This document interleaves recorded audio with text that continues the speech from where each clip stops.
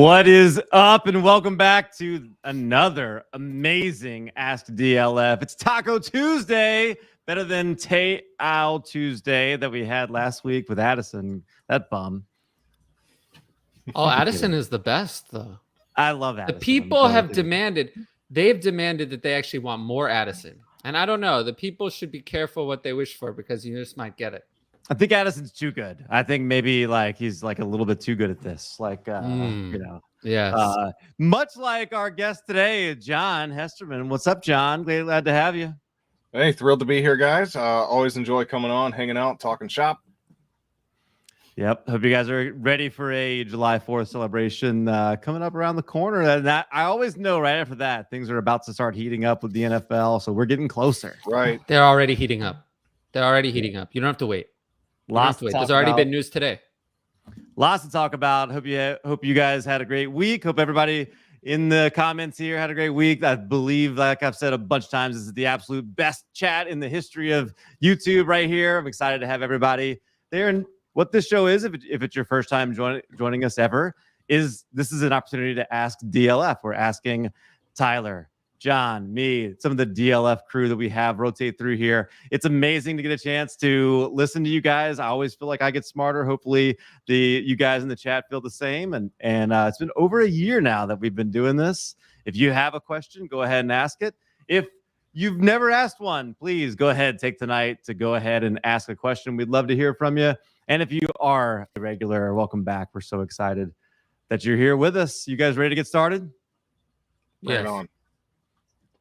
All right. Start with a doozy right here. What you guys take on the NIL affecting future draft classes? For instance, if some booster were to pay Bijan $20 million to stay, why wouldn't he stay? That's more in 1 year than he would make in his entire rookie deal.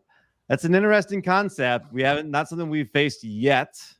John, what's your take on that?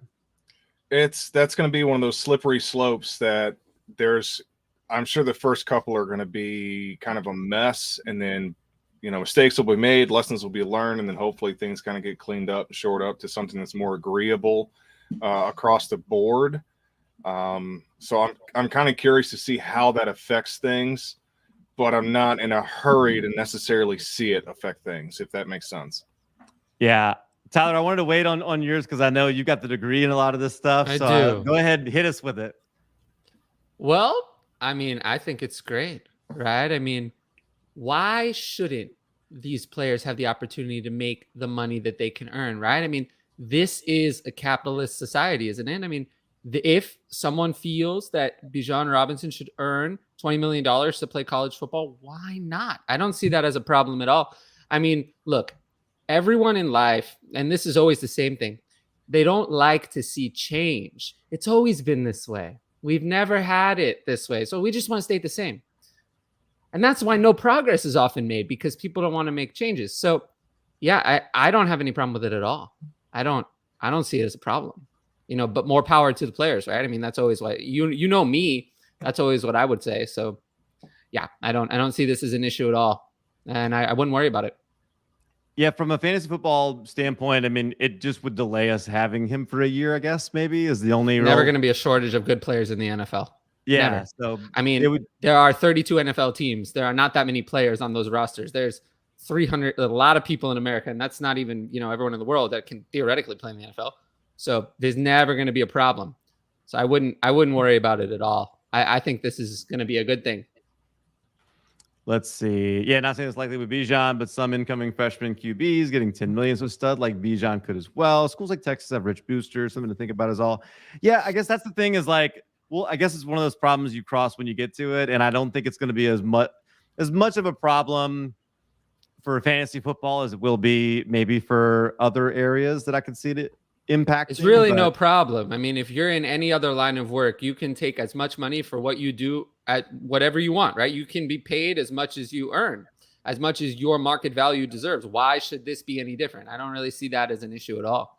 So to me, this is not a problem. We talked about this a lot when I was in school. This was before, obviously, I graduated December 2019. So before the NIL came out, but we talked about this all the time. And I was always like, pay them. I don't care. They should be paid.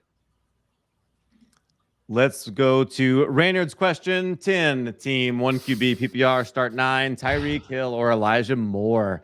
A 2023 second and a 24 first. We'll start with that right there. Tyler, what do you think? It's easy. It's Elijah Moore. You need to get rid of Tyreek Hill now. Get rid of Tyreek Hill now. I talked about this yesterday. I have Tyreek Hill ranked for redraft at wide receiver 11. So if I have him at wide receiver 11 and he finishes at 28 years old at wide receiver 11, what is his dynasty value going to be next year? Wide receiver 20? 25 at 29? I mean, at best, right? So you got to get rid of Tyreek Hill now. This is the best. You're not going to get better than this, are you? I mean, you're going to do better? I don't think so. So, yeah, I just take the offer and move on. What do you think, John? I'm kind of in agreement there. Like I'm always that guy that's looking to get the most value I can for a player before that decline happens and affects their price, their value. So in this case, if you can move down in age and kind of capitalize on what his value is currently, I'm for that. Very good. Oldak, rebuilding team, 14 team, super flex, start 9. Send AJ Brown for Elijah Mitchell, 23 mid first. We can't really know that yet, but let's just assume somewhere mid first, I guess. And a 25 first. This was an initial offer, and I think I probably pushed for more, but I wanted to get your initial thoughts on that. It feels light for AJ Brown to me. Yeah, a little bit. I mean, we love 23 first, right? We love that. 14 team superflex though gives more risk, right? I mean, you're adding 2 extra spots, so you add the 113 and the 114 to the range of outcomes, so more risk. So that doesn't make me feel better about the first. So, and 25 first is forever from now. I mean, I still like it. I like the idea of that, but I don't know. My hang up is the 25 first. Like I don't want to away. wait. I don't want to wait 2 seasons to get back something that I'm losing points for now. So waiting that extra year is just a long time to wait on a return on what you're missing. So that's my pause there is the 25. If it were 223 first, I think we would, even in a 14 team league, I would take it. Yeah, if it was 223, even a 23 and a 24, that would probably tip the scale. But adding that extra season of 0 points for what you're waiting for is just that extra season is a little much for me. I don't like waiting. Waiting is just very annoying. I don't like to do that. So. Right. Amazon Prime. I want it tomorrow. Yeah. Well, that's what I like about Amazon Prime. They say it's going to be delivered at X time. And if they don't deliver it, then they give you a free month of your Prime membership. So I like that business model. As Henry says here, smash that like button. So hopefully you get a good chance with those first few questions to see what this show is about. Go ahead and ask your questions. And like Addison loves it every time you get a like. If the more likes we get, the happier Addison is. And more likely he might be to join us again. I don't know. Who knows? But smash that like button. If you're not subscribed, make sure you go ahead and do that as well. Henry is a legend. If you want more Addison, demand it in the comments that you want more Addison, and it's more likely to happen. Everybody wants more Addison. Yeah, that's true. In that league where I only have 5 players, I took the Denver and Indy rookie tight ends in round 16. I was offered Calvin Ridley for my 3rd and 4th in 23. Would you take that? Yes. I mean, a 3rd and a 4th is not relevant. So sure, take Calvin Ridley over a 3rd and a 4th. I don't want that. That doesn't sound so good. So yeah, Calvin Ridley. Yeah, John? Agreed. I don't have anything to add. Yeah, it's Calvin Ridley. I don't want a Calvin Ridley on my roster.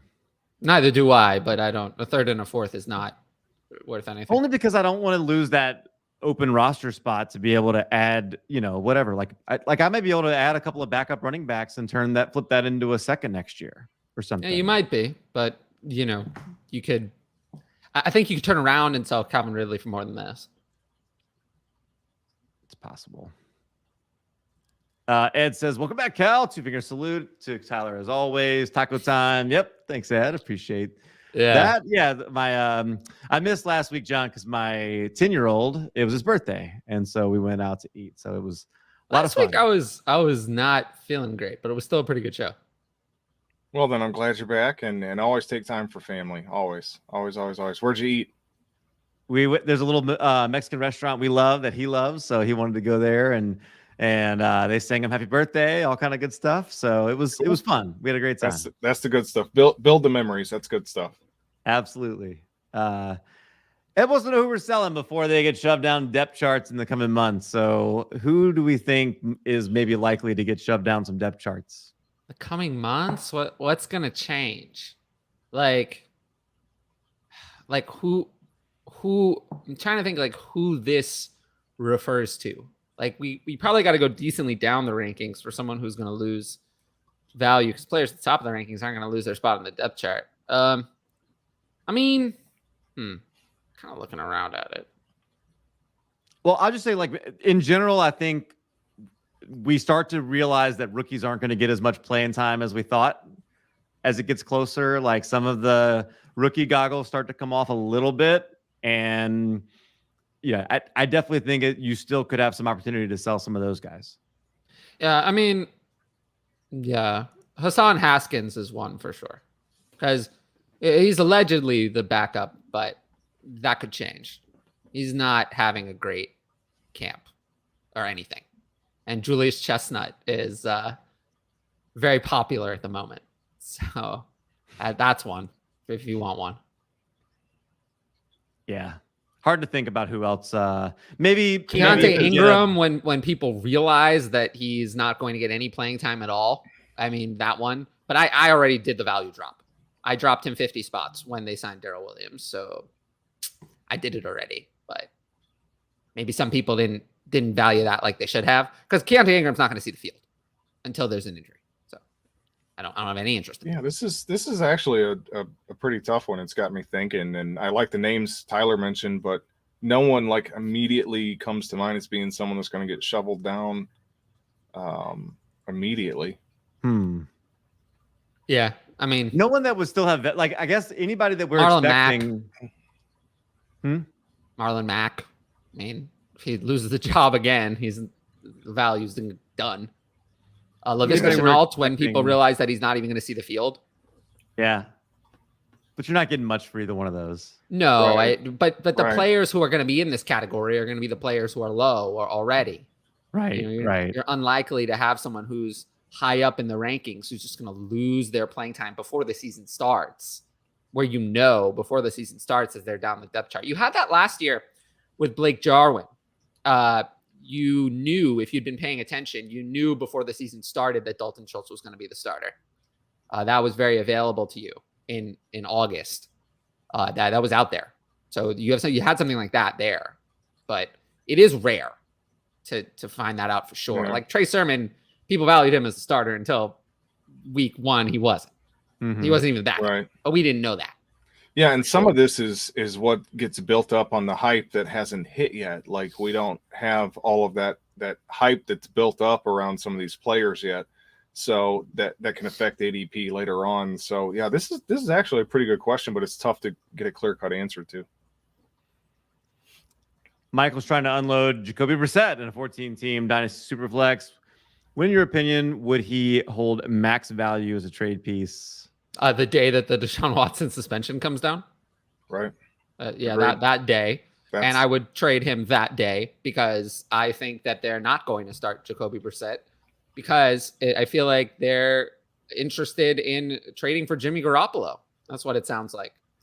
It sounds like they're interested in somehow trading for Jimmy Garoppolo. I don't know how they're going to do that, but they're interested in that. I'm just waiting to see if another NFL quarterback gets in some kind of legal trouble, and I think they can get a discount on him. So, yeah, who knows? And then what's reasonable value? Honestly, like, anything you can get is probably anything you can get. Yeah. He's not actually worth anything. Right.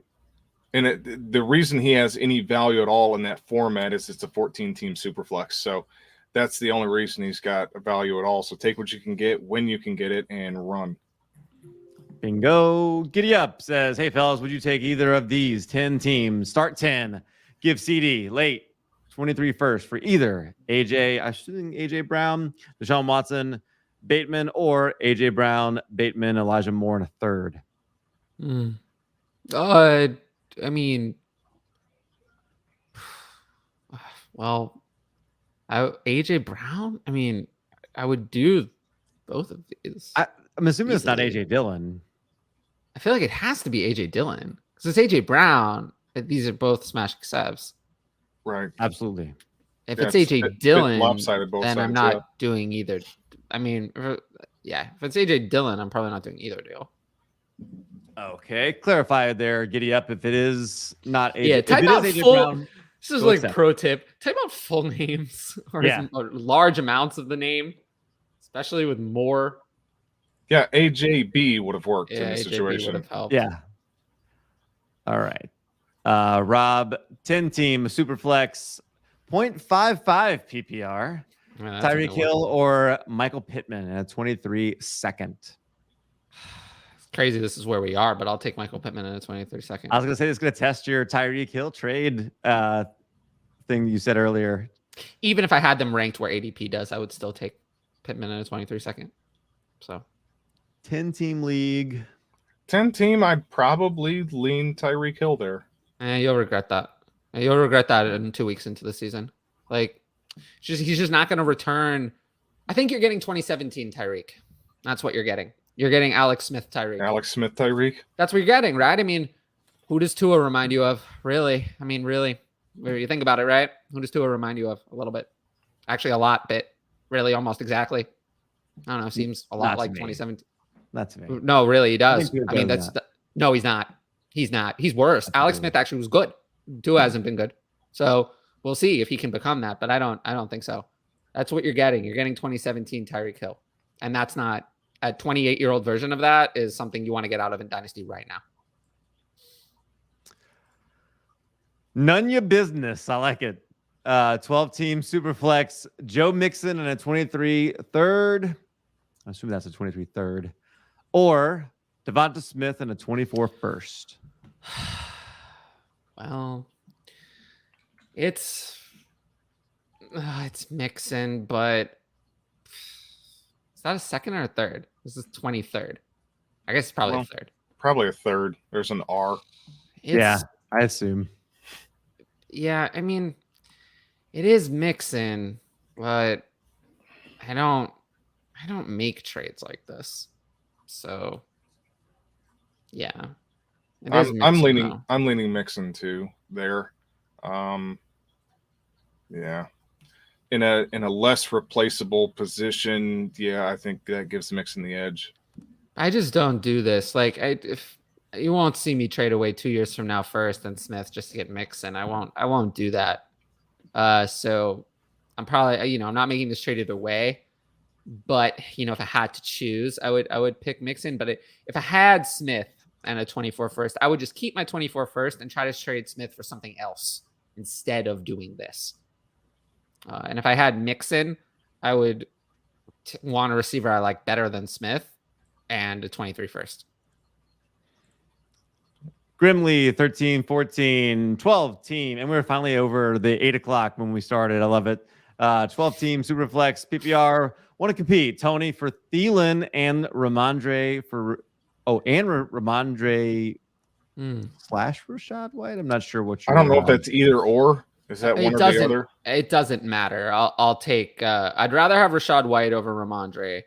But either way, I'll take either of them and Thielen over Tony. So I'm fine with that. Yep, and we're agreeing a lot tonight, which is rare. But yeah, why is that rare? I don't feel like you're no. someone I know. I'm just teasing you. No, but Cal. I disagree with Cal. I disagree with Cal probably the most. Addison, I agree more. My co-host on my show is like an agreement fest. I actually disagree with both of you, and I want Tony in this because really, I think Thielen basically doesn't have any value, and like Rashad White and Ramondre both could have zero value. Like that whole side could have no value. I know Tony could too, but like it's a first round pick, it's a wide receiver. Like he's going to continue to have at least some level of value this year, and every time he was on the field and he was getting the ball in his hand, very interesting. He was electric. Actually, you say that right? He's going to continue to have value because he's a first round pick after 2 years. But does Jalen Reagor have value now? No, but this is not a Jalen Reagor situation. Right? Every time that Tony is on the field, he has been good. He has produced when he's been on the field, but that win is an awfully small That sample when size. is infrequently. And so then we're predicting injuries, and I just don't want. Well, no, there were many other things. There were many other things. Here. Where was he during the training camp? He wasn't there. He wasn't there during the training camp. Wasn't hurt. He just didn't show up to the training camp. Then this offseason, why didn't he have the playbook? He didn't have the playbook. And then he wanted to be traded away, and the Giants wanted to get rid of him because he's crazy. You don't want Kadarius Toney on your team. Just stay away. Trust me. This is not someone you want. He does not. This is going to be. He's going to flame out of the NFL because he's not. You'll deal with it with Antonio Brown. With Antonio Brown, he's so good that one of the best receivers ever. You'll deal with it. For Kadarius Toney, he's not worth it. He's not worth it for an NFL team to deal with Kadarius Toney. So I would just stay away from Kadarius Toney for me. I'll pass on him. So I have Rachaad White in Dynasty ranked ahead of Kadarius Toney. I do. Because I think that Rachaad White has upside. And he's a running back. If running back hits, he's going to get a lot more value than a receiver who plays about a fourth of the games to the best of his ability. So I'll rather have the other side there. And I'd rather have Rachaad White over Ramondre very easily. They're not close to me. I'd rather have Rachaad White over Ramondre, and Thielen's still a touchdown upside. So if you're competing, it's good. If you want to compete, having that touchdown upside. And Rachaad White is easily one of my favorite, like not top 2 running backs, but easily one of my favorites in the. Tell me more about that, because he's not one of my favorites, but I want the people to hear that. Why is he one of your favorites? It's the receiving. He is one of the best receiving backs I've seen in a few years. Easily the best receiving back in this class, in my humble opinion. And paired with a quarterback that is not afraid to hit that in stride, I really, really like the connection that could be. So yeah, he's someone I'm really big on, Rachaad White. Yeah, to me, he's the second best receiving back in this class. Who would you have above him? Breece Hall.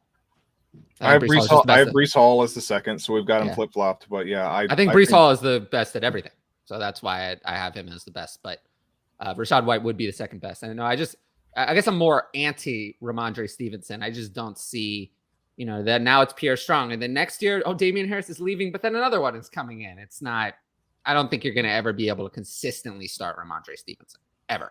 So I'm just not in on him. That's fair. Nicholas says, "What's up, y'all? I got a bunch of questions that are this player, that player." Those are easy for me. I have my rankings, so I can just read the answer. Don't mind those. Let's see. I was going to see if I could find one, but let's just see what comes up. Let's see what Mark Dinkowski. Hola, amigos. I don't know what HTT is. What's Happy HTT? Taco Tuesday. Yeah, right. Whoa. John is on fire there. Open 24 hours. Grade the trade. 12 team, 10 starters, super flex, 1.5 points per reception. Tight end. Gave Dak and AJ Green. So just Dak. Right. This is not a real trade. Got Zach Wilson, AJ Brown. This is a first, a second, third. Wow. Well, it's the Zach Wilson package, but this is not a real trade. So this is silly. Yeah, that's crazy. That is a full rebuild. Thank you for defining it with picks. Well, no, actually the rebuild is over. You did do that. You just rebuilt. Your team is now rebuilt. Your team is fixed. The team is fixed. You fixed everything. He's putting everything them in pick order. Now. I'm still figuring out the actual picks here because he put them in order of the pick, not order of the year. 23 second and third. Some people 24 first and second. But this is ridiculous. That is ridiculous. Yeah. AJ Brown and a second is about worth Dak. I know. The rest of it is I just don't get it. So yeah, if this is what you got. Oh, you did a great job. Yeah. You did a great job. I just don't understand how this happened. Crushed it. Yeah. TK wrestles. I guess I'm gonna say wrestles. Probably resells, right? Resells. Okay. Yeah. Greatest show ever. Look forward to it every week. Thank you, TK. Look forward to seeing your comments in there every week. All right, Michael Pittman or DJ Moore? DJ Moore. It's DJ Moore. Yep. I get asked this a lot. Yep, it's DJ Moore. I was told that DJ Moore and Darnell Mooney have similar dynasty value. I was like, no. People are too high. Thank you. No, people just don't understand that target vacuums go away. That actually applies to both Michael Pittman and Darnell Mooney. But the difference between the two players is that I have confidence in Michael Pittman to be good and Darnell Mooney not so much. Whereas DJ Moore, we know is actually good. He's produced even in situations with lots of target competition and terrible quarterback play. So that's how we know that he's good and is actually earning the targets. Whereas, Pittman didn't have anyone else to compete for them. So. Yeah, I'm a little lower on Pittman than a lot of the kind of industry consensus. And I don't know what industry consensus is, but yeah, so I'm lower on Pittman to begin with. So yeah, I have him at 18. That's in the range. I've got him at 24. Oh, that's really low. I can't see how you have I only see, I don't see anywhere near 20. Yeah, no, I can't. That 24 I can't see, to be honest with you. Michael Pittman. My tier does not go to 24 is what I'm saying.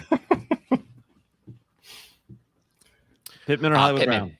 Pittman easily. Hollywood Brown just has no upside compared to Pittman. To me, anyway. That one's actually close for me. I like Hollywood better than Pittman, but I think Pittman's in a better spot to succeed.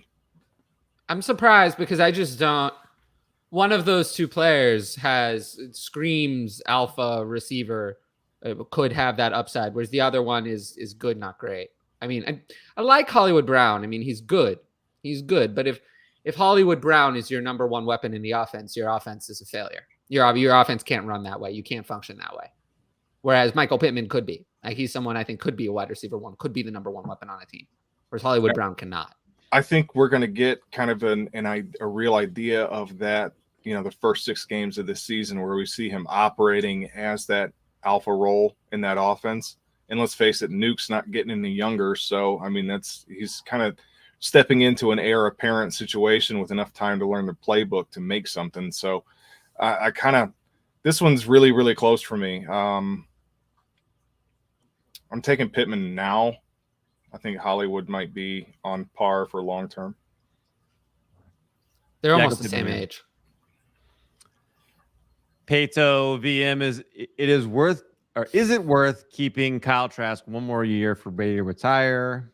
I mean, if you're Kyle Trask's mother, yes. In most super flex formats with 25 to 30 players rostered, yes. But, to give you an idea, in the super flex tight end premium ranking, I have him ranked 256th overall. So I'm not expecting much.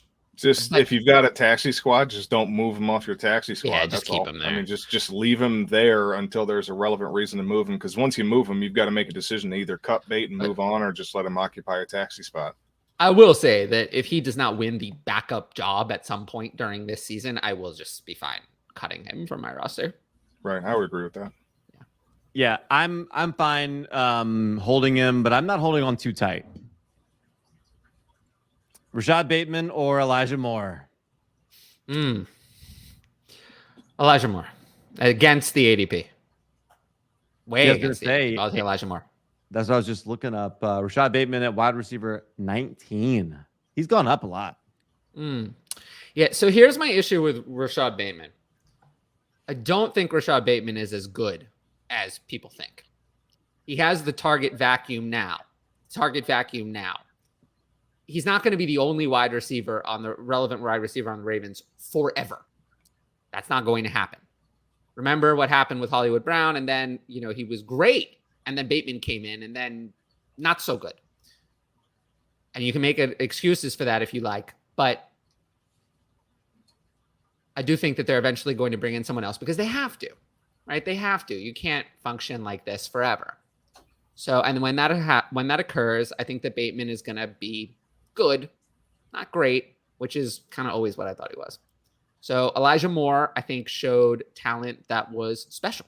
In the 6 games that he played. He was special.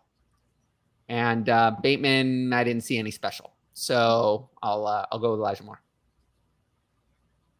I would go the other way on this one. I would take Bateman. I've never been in on Bateman though. So yeah, I've always loved Elijah Bateman. Moore. I think him operating as more of a possession style type receiver than like maybe a true alpha or a true target hog. I like that kind of fit for Lamar. Lamar's young enough that I don't have to worry about him going anywhere right away.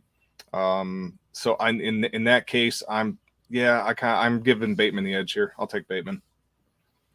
The problem is that Bateman is vulnerable, right? Because you know that if any receiver is brought in ahead of him, he's just dead in the water. He's dead in the water because you know that offense can't support 3. They can't do it. It's not possible. They cannot support 3. Not with Lamar. They cannot do it. So, and Andrews is locked in on a forever contract. Bateman, rookie deal, goes for 2 more years and then another option. And then, if they bring in a first-round receiver next year who's better than Rashad Bateman, of which there are many in next year's class, many, at least 4 or 5, then Rashad Bateman's value is dead in the water. So, whereas Elijah Moore doesn't carry the same risk because he's not stuck with Lamar. Man, John? I'm listening. I was just curious if you wanted to go back on that. There's definitely things there that I definitely agree with some of that, but I think that possession style, I don't expect Rashad Bateman to be an alpha wide receiver. I don't think that's in his cards. I don't think that's in his skill set, but I think operating as a possession style guy that in PPR formats you can rely on, I think he's fine right there. Elijah Moore, I like Elijah Moore. I really do. I've got him on a few dynasty squads. I'm holding on tight. I think he's a really talented kid. I want to see development, but I need to see it from him, and I need to see it from his quarterback. Whereas Rashad Bateman feels a little safer to me right now because I know what his quarterback is. I know what to expect from him, and the roles are a little bit more defined right now. So for that reason, for right now, I would operate with Bateman. And knowing what his quarterback is not an endorsement. But I know that. That's what I'm saying is like there's still a large range of outcomes for Zach Wilson or whoever else is on the roster. So that's kind of my hang up right now. And I like Zach Wilson. I think Zach Wilson takes a big step forward this year, but there's still a lot of unknown there that I kind of need to see before I buy. No, I hear you. We saw it from Elijah Moore. We didn't really see it from Rashad Bateman. Nicholas Algier or Jalen Tolbert? Ooh, I have them very close. Actually, no, I don't. Jalen Tolbert for me. Agreed. Jalen Tolbert. Same here. Yep. DeAndre Swift and Stephon Diggs or CeeDee Lamb, 23 first and 23 second. Well, I mean, CeeDee Lamb and DeAndre Swift have identical value to me. So essentially, that's wipe each other out. And then it's really just Diggs for the picks.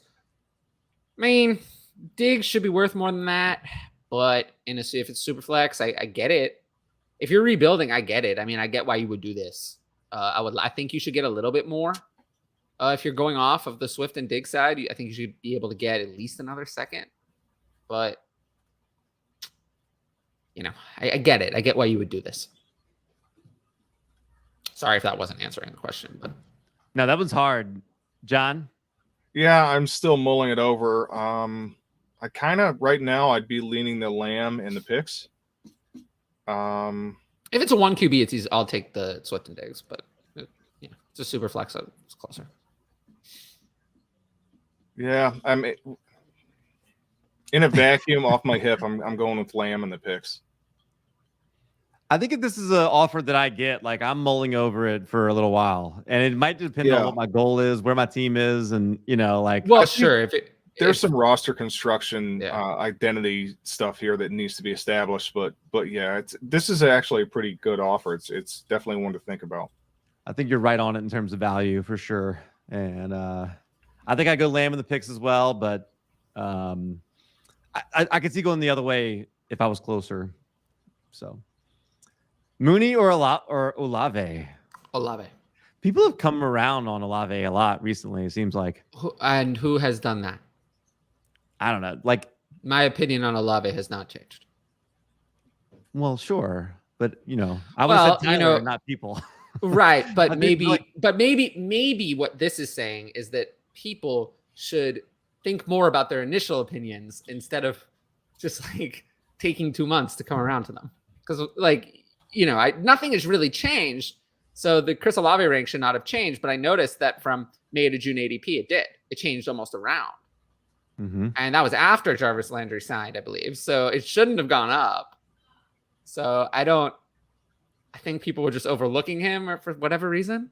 I don't understand. But it's close to the correct answer now. It's easily Chris Olave. Darnell Mooney is a good player, but definitely a sell for me. I don't believe in him long term. And this is your chance. I go Mooney as well, unfortunately. What about you, John? Olave. It's this one isn't close. Yeah, it's Olave. I like the talent better. I think he's a more complete receiver, whereas Mooney is almost being cast as kind of this one-trick downfield guy. I think Olave is a more complete receiver, and I'm fine with Jameis Winston. So yeah, I'm taking Olave there. Sons of the Lamb 12 team, Superflex, Titan Premium, Higgins and Swift, or Pitts and Godwin. Ooh, that's a good one. I will go with Higgins and Swift. Barely. Yeah, Very that one's close. really close. Very close. I'll go with Higgins and Swift, though. Higgins and Swift is a good get for Pitts and Godwin, but man, I'll have to go with Higgins and Swift, though, because Godwin is just injured right now. It doesn't look like he's going to be ready in time. So Higgins is more of a safe wide receiver. Big difference between those two. I like Pitts over Swift, but not by as much as Higgins over Godwin. So I'll have to go with Higgins and Swift. It's a good offer, though. Nicholas crushing it with these either ors. Brandon Ayuk or Sky Moore? I'm going to go against the ADP and go with Brandon Ayuk. Yeah, me too. I think Brandon Ayuk actually, once he got past that doghouse stuff, he actually wasn't that bad. Wasn't that bad is actually very much an understatement. And Sky Moore is such a... I like Sky Moore, though. I like him too, but I like him as potential. It's I'm higher on Sky Moore than his ADP, so I'm not out on him by any means. Right. What about this one right here? Ayuk or Sky Moore, John? It's Ayuk. Yeah, I'm a big Ayuk guy. I moved some big pieces in some leagues to land Ayuk. I like the receiver. I think he got kind of a wake up call last year, so I'm looking forward to seeing what he can do. He's a very, very good receiver. I like Sky Moore too, like Tyler was saying, and this is not anything negative against Sky Moore. It's just right now, give me Ayuk. Also, remember that Debo has not signed that extension yet. Correct. So Correct. There's no guarantee that he does, but I expect him to. But it's not guaranteed. So, like from week 9 on, he was wide receiver 15, which that's what when you said he was just like when you said he was okay, that's what I was talking about. He was better than okay. Wide receiver 15 would be good if he did that. We'd be very happy. Right, no doubt. Open 24 hours wants to see your shirt, Tyler. It's like a flame shirt. Okay. Mike's kind of in the way, but I have a lot of cool shirts. Mine is a DLF shirt, in case you're wondering. Open 24 hours. Yeah, I wore one of those at some point. The corn version of the Scott Fish Bowl 11 shirt. Nice. Yeah. Michael Pittman or Devonta Smith? Oh, please. Please allow me, since I've been hating on Pittman all night, may I have the floor? Yeah. Yes. I'll take Pittman here. It's easily Pittman. It's not Devonta Tell me Smith. why Devonta Smith couldn't be like Marquise Brown last year. Because AJ Brown exists. Well, Bateman showed up and no. Marquise Brown. No. AJ Brown is very different from Bateman. AJ Brown is like in play. It's like you're taking Julio Jones is coming in. If you look at the first 3 years, this is very much what it reminds me of. Look at the first 3 years of Julio Jones's career. He didn't really produce the big season, but you knew that was a superstar. You could tell, right? That was a superstar. There were injuries, there were other issues. He didn't put it all together, but you knew. And then year 4, you had the 1,590 something yards, big season at 100 something receptions. It all came together. That's what's coming. That's what's coming. And it's going to take Devonta Smith and unfortunately dump him in the trash bin. And I have Devonta Smith in redraft ranked at, all the way down at wide receiver 37 where he belongs. I feel bad because Devonta Smith, he's good, but he's screwed. Jalen Hurts is almost as bad, if not worse, than Lamar Jackson. in a lot. I mean, there's no guarantee. He could be just as bad, runs as much, and is also, I mean, he didn't really prove much as a passer. He wasn't good. And now we're coming into this year, and AJ Brown, there was no AJ Brown on the Ravens. So yeah, Devonta Smith, I feel bad because he's a pretty talented receiver, but he's so screwed. So he's going to need to get out of there. There's also not a Mark Andrews. There's not a, Dallas Goedert and AJ Brown is much worse than Mark Andrews and Rashad Bateman. AJ Brown and the combination of AJ Brown and Dallas Goedert is much scarier than the combination of Mark Andrews and Rashad Bateman. Mark Andrews was awesome. I mean, I understand that, but AJ Brown is more awesome. The thing is, AJ Brown complements the deficiencies that Jalen Hurts has. So, which is that he can't hit the broadside of a barn. Well, no, it's not that. It's not even that.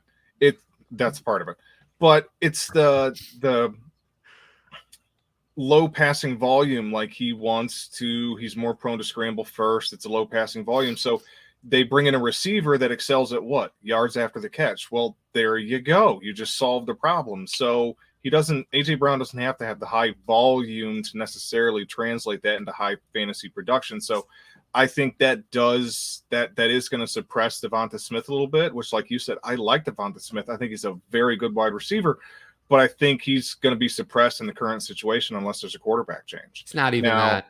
If they put a pass-happy Gardner Minshew in there, that's someone that's not afraid to sling it 30-plus times a game, Devonta Smith has a better shot. But right now, as it stands, A.J. Brown is going to command the highest target share of that offense, and it wouldn't surprise me if Dallas Goedert's number 2. You're just going to see what happened in Tennessee again, which is that A.J. Brown was the only receiver you could play. That's what we're heading toward. And, the reason why I see some comments, well, Eagles are moving on from Jalen Hurts. No. I think that this is going to go well. The offense focused around A.J. Brown and getting what you can out of the running game between Hurts and whatever you can scratch out of Miles Sanders and Kenneth Gainwell, mostly Hurts on the ground. I think that offense is going to succeed. I think it's going to go well. It's just not going to go well for Devonta Smith for fantasy, which is going to be even worse because it worked and he still failed for fantasy. That's the worst part of all of it.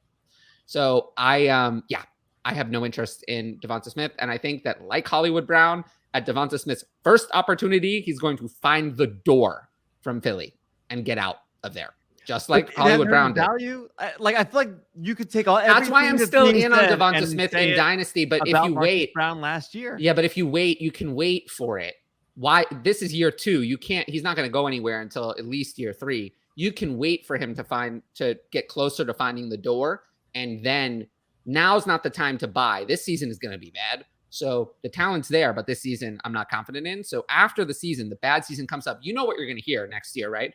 Well, Devonta Smith didn't produce anything in his first 2 years. He must be bad.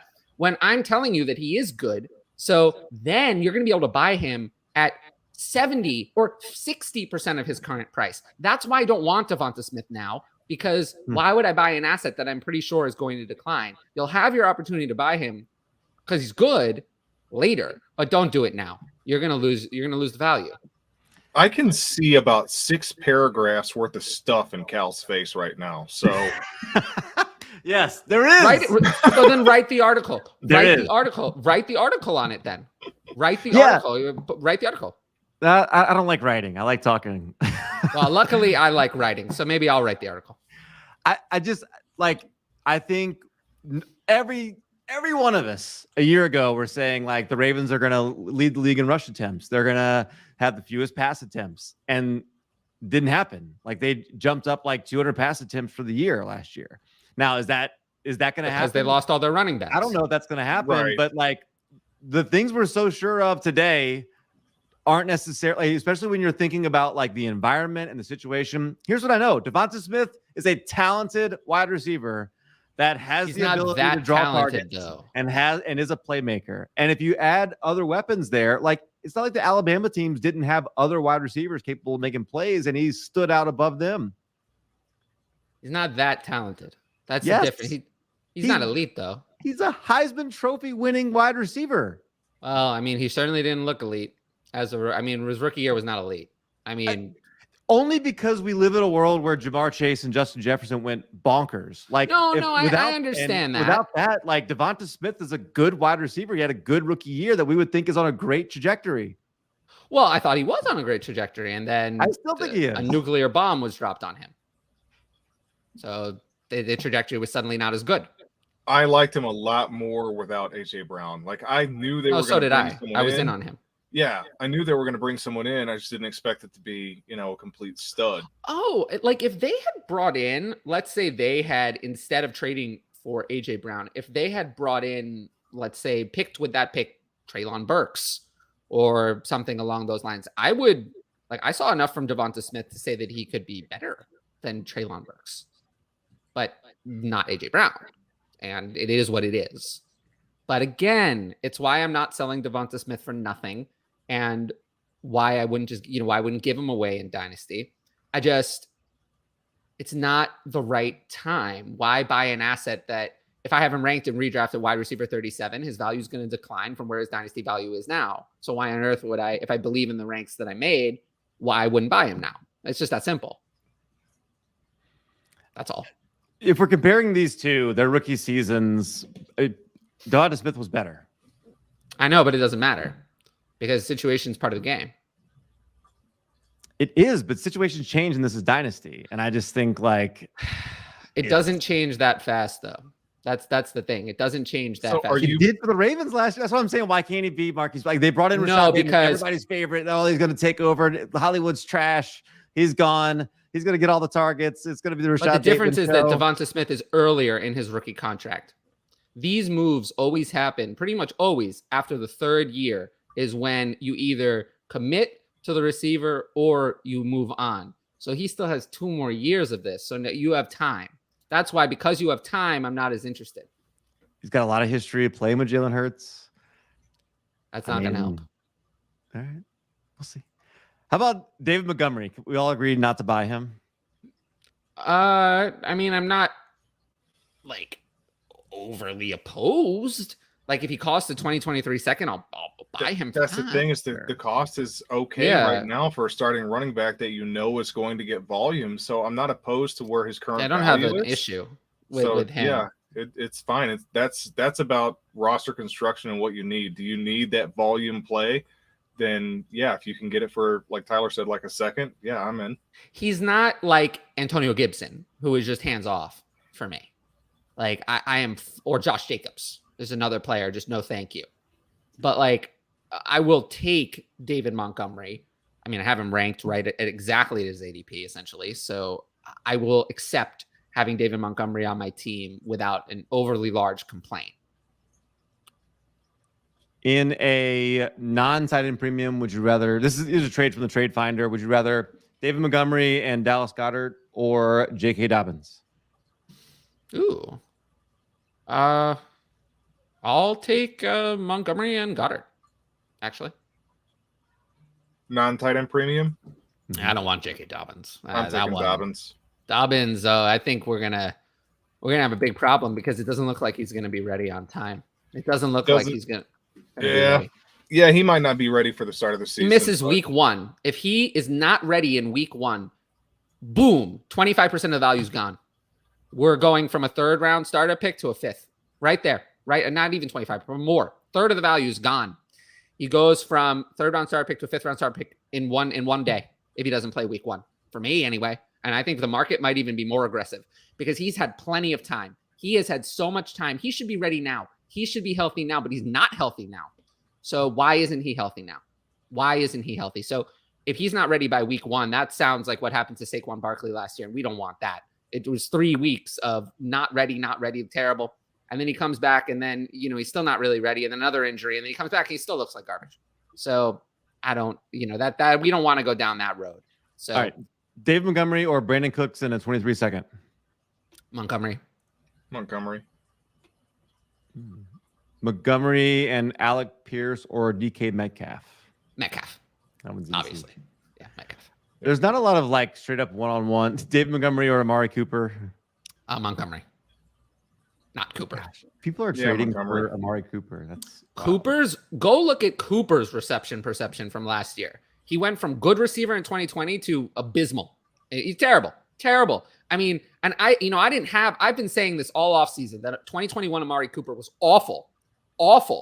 And, I didn't have any evidence, reception perception to back it up. There's no evidence. I just was like, didn't look like the same player to me. He looked terrible. And the evidence shows that he had lost a step or 17 in this case. So, and the numbers back it up. I mean, he was not good. He was buoyed by a bunch of touchdowns, but the efficiency, the yards were not there. So Amari Cooper to me is borderline. It's starting to become washed up. And if it's with Jacoby Brissett, I don't want Amari Cooper at all. I have him. Honestly, I don't even like my current ranking of him in redraft at wide receiver 27. I really knew he had. Yeah, I would probably rank him outside the top 30. Hollywood Brown or Chris Godwin? Godwin is elite. When Godwin's healthy, Godwin's elite. Agreed. Hollywood will never be elite. Sky Moore over. This is Opus before I answer the question. And Pittman over Devontae. Okay, super flex. Here we go. Justin Fields or Trevor Lawrence? Well, it's not Justin Fields. So Trevor Lawrence. Justin Fields. Justin Fields is likely to find himself with a different job in 2023. The way we're going. But in all honesty, I kind of hope that happens. I would like to see him go somewhere that wants to build around him a little bit more. And try to build him up, because the raw talent that guy has. I watched a lot of college tape on both of these guys, and the raw talent that Justin Fields has is. So we'll put you to the test. More than Lawrence. Who was the last quarterback? Name anyone.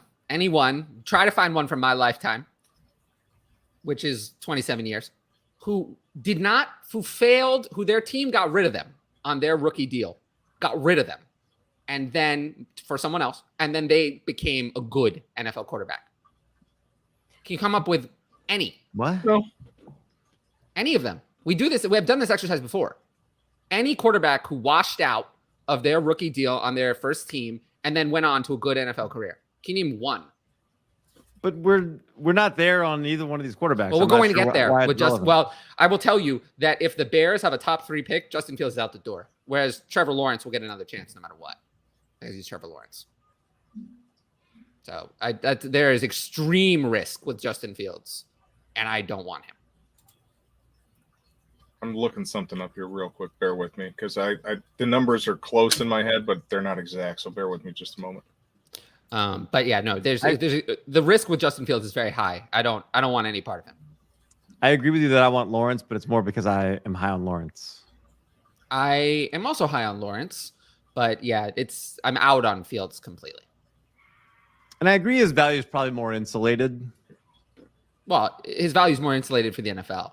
Because like I said, if the Bears are the number 1 overall pick, Justin Fields is done for them. He'll be on a different club.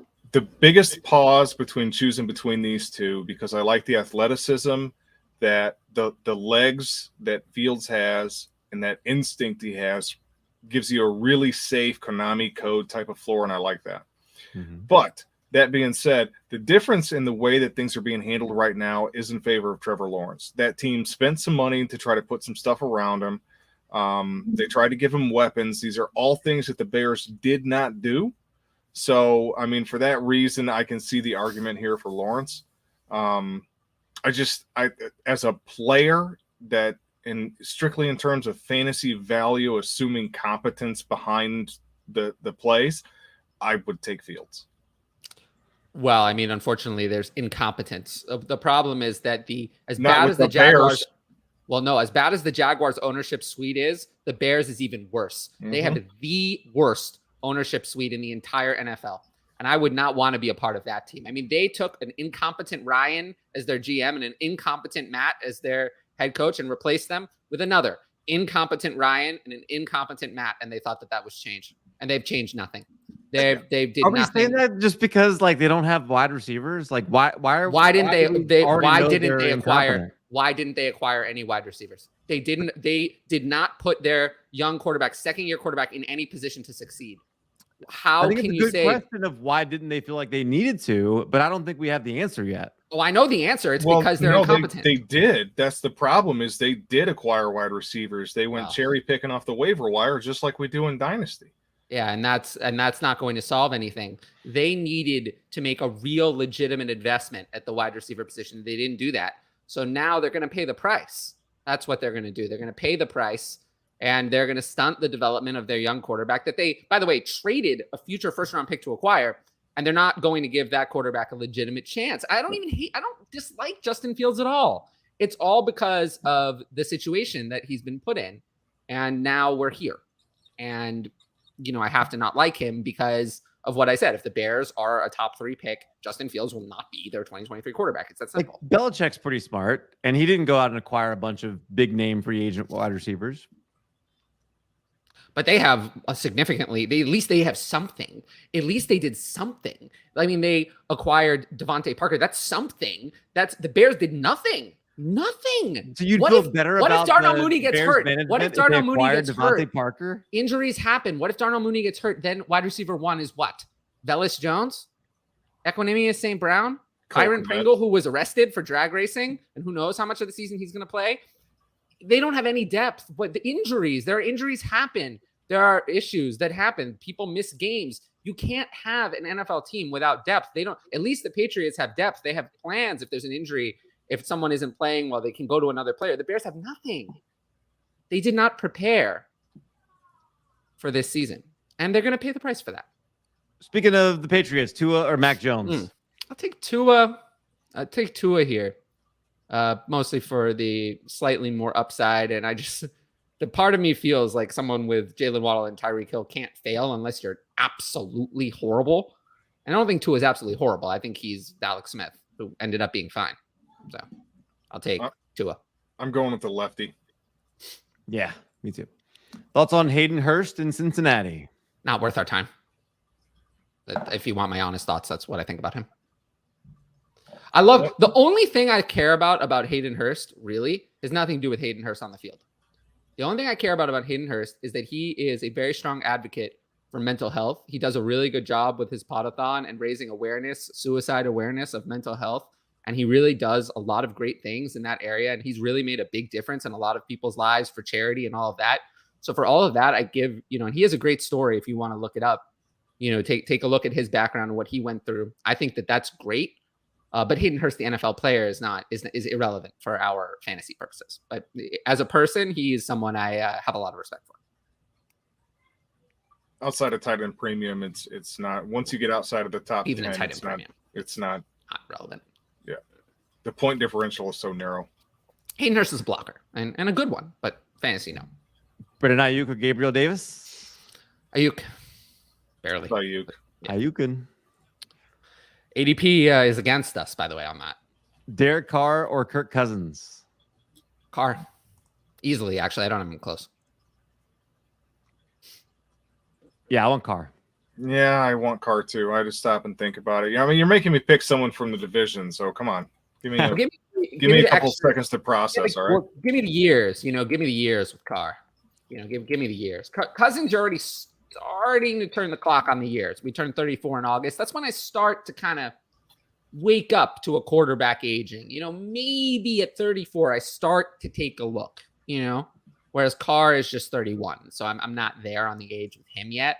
So that's just even, and I have Carr ranked ahead in redraft anyway. So no reason why I would prefer Cousins. So I'll take Carr. I think Carr could be chasing a lot of points this year too. Carr is a lot. I was just going to say the same thing. Like, he's playing in one of the most stout divisions in the NFL. Like, if he's got a chance, he's going to be slinging it nonstop. Yeah, but that's less important. It's more that in Superflex, we want neither of these guys are going to be anything better than the quarterback 10 or 11 at best. And because they don't run.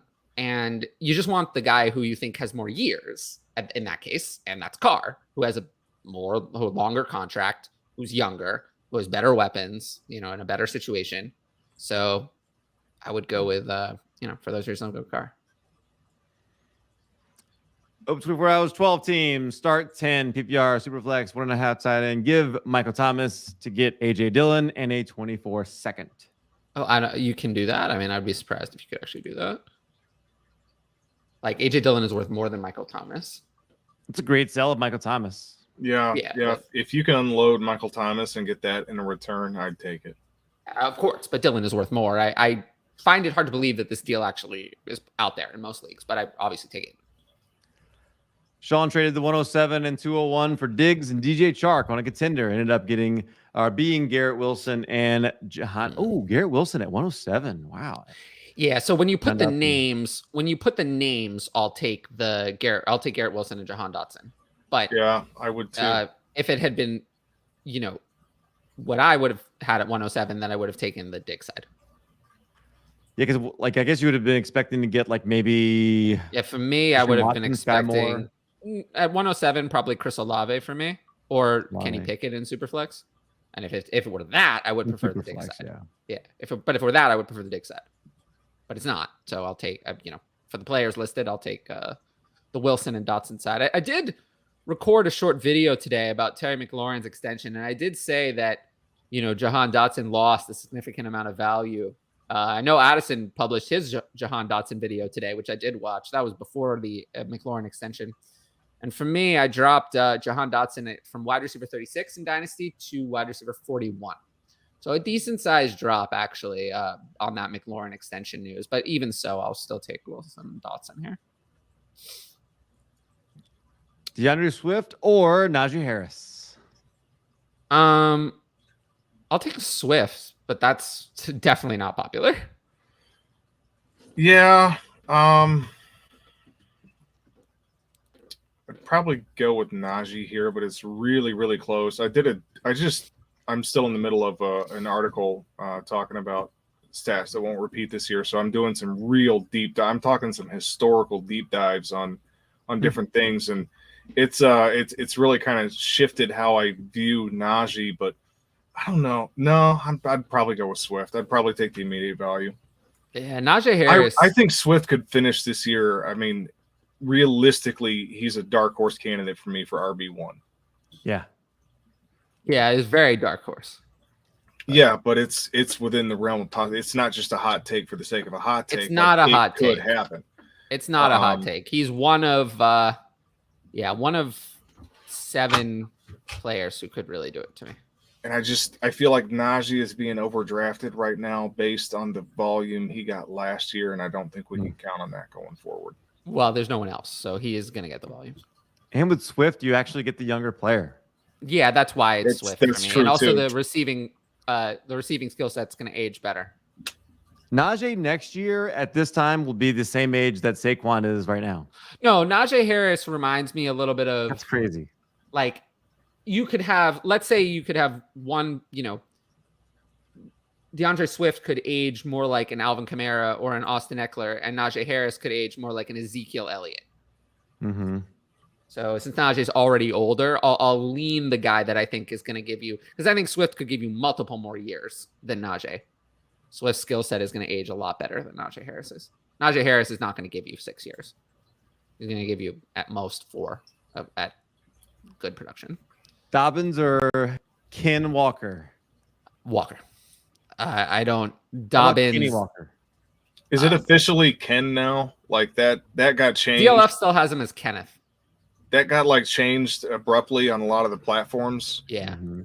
To Ken. So is it officially Ken? Is that something he said? Did I miss that? I don't think he said anything. I don't know what he said, but so it changed on the platforms. It went from Kenneth Walker the third or whatever it was to he wants to be he wants to be called Ken Walker. Maybe that's what it is. Then okay, all right. So Ken Walker. I still think Kenneth Walker is much better, but whatever. Nobody walks around saying everybody's first and last name, and that's why I think you have to think about it as just a first name. And I'd probably rather be Ken than Kenneth. Either way, it's Walker over Dobbins, because Dobbins is just not looking so good right now.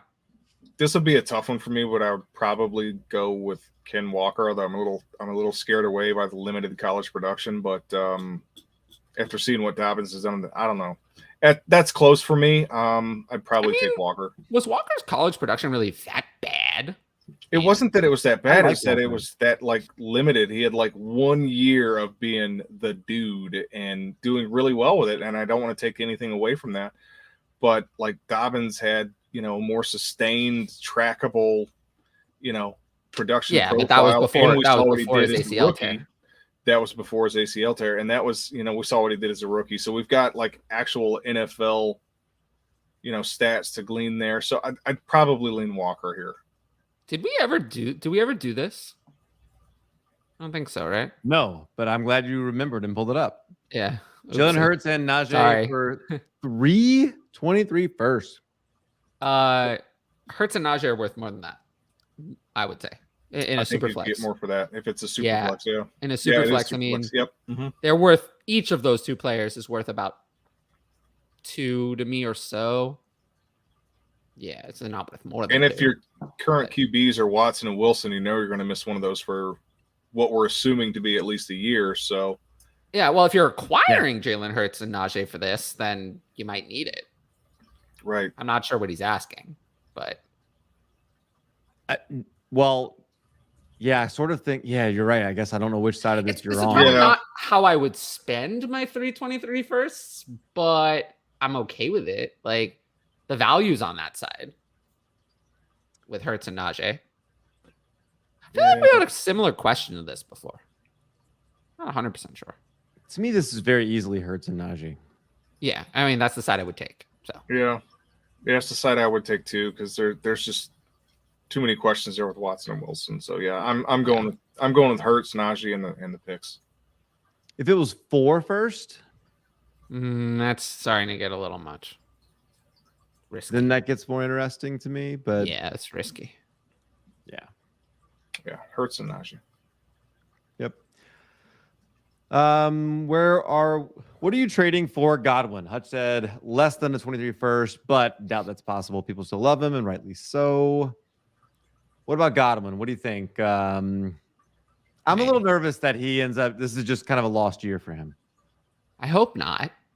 I would try to get him for less than. I'm the one who said to try to pay less than the 23 first, not Hutch. But maybe he agreed with me. But yeah, I mean, I would try to buy him on the super cheap, right?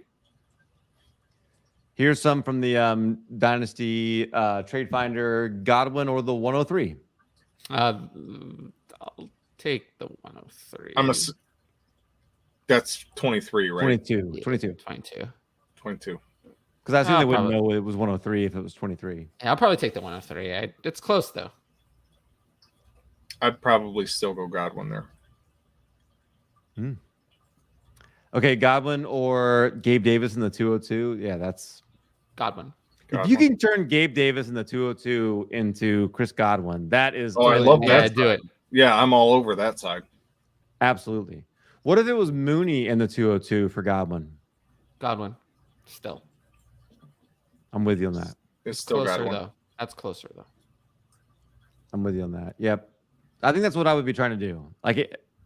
Take a second round pick, add in one of those types of wide receivers. Amon-Ra? What about Amon-Ra? It's actually closer with Amon-Ra. Mooney than it is with That's Amon-Ra closer than with Mooney. We're in the 202. Mm-hmm.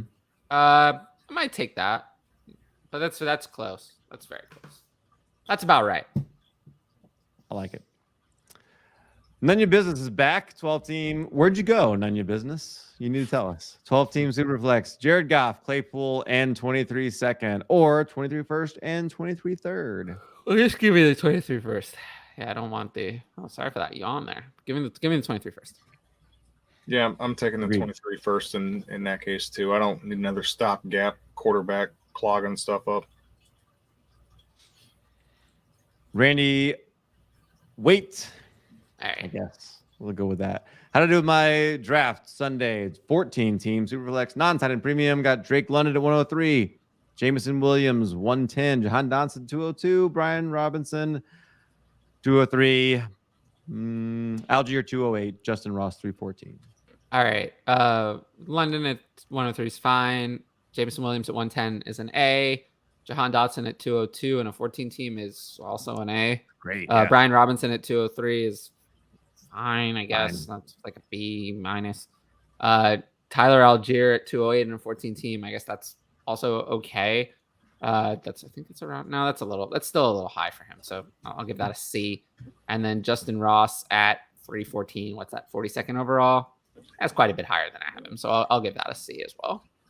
That's higher than I have Ross too. That's the only one I look at that immediately went, that seems a little out. But the rest of them I like. I like Jameson Williams at the 110. I like the Hodson, at the top of the second. Yeah, Jameson Williams is by far the best value here. Yeah, I think Jameson Williams is a great grab at 110. So good job with that for sure. That's pretty solid. I feel like Justin Ross is the only one that's kind of a reach there. Like, other than that, I'm fine with all of it. I want to know who else was available, like who else was on the board at 314. But good draft. I want to know that about 208 because I haven't had a moment where I have 0 shares of Tyler Algier because I have not had a moment where he was the person on the board that I liked the most. I don't really. He's always gone before somebody always likes him more than I do. Because he's one of those opportunity-only players. So. Yeah, it's an opportunity thing, and I did the rookie update on Algier, and did you?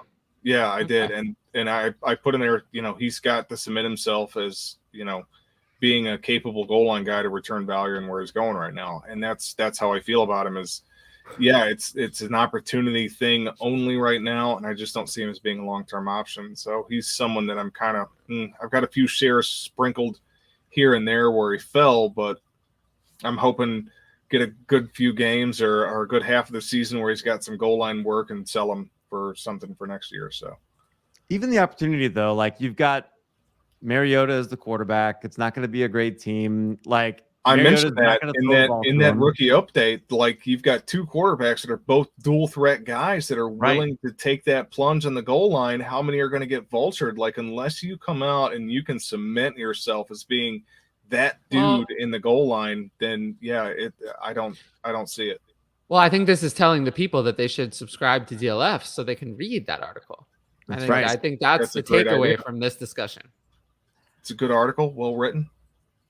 How about a Steelers D, like a team defense question here? Tyler Algier or Steelers D? He got Algier for Ravens D. Should you flip it into the Steelers D? No, don't. Probably care. not.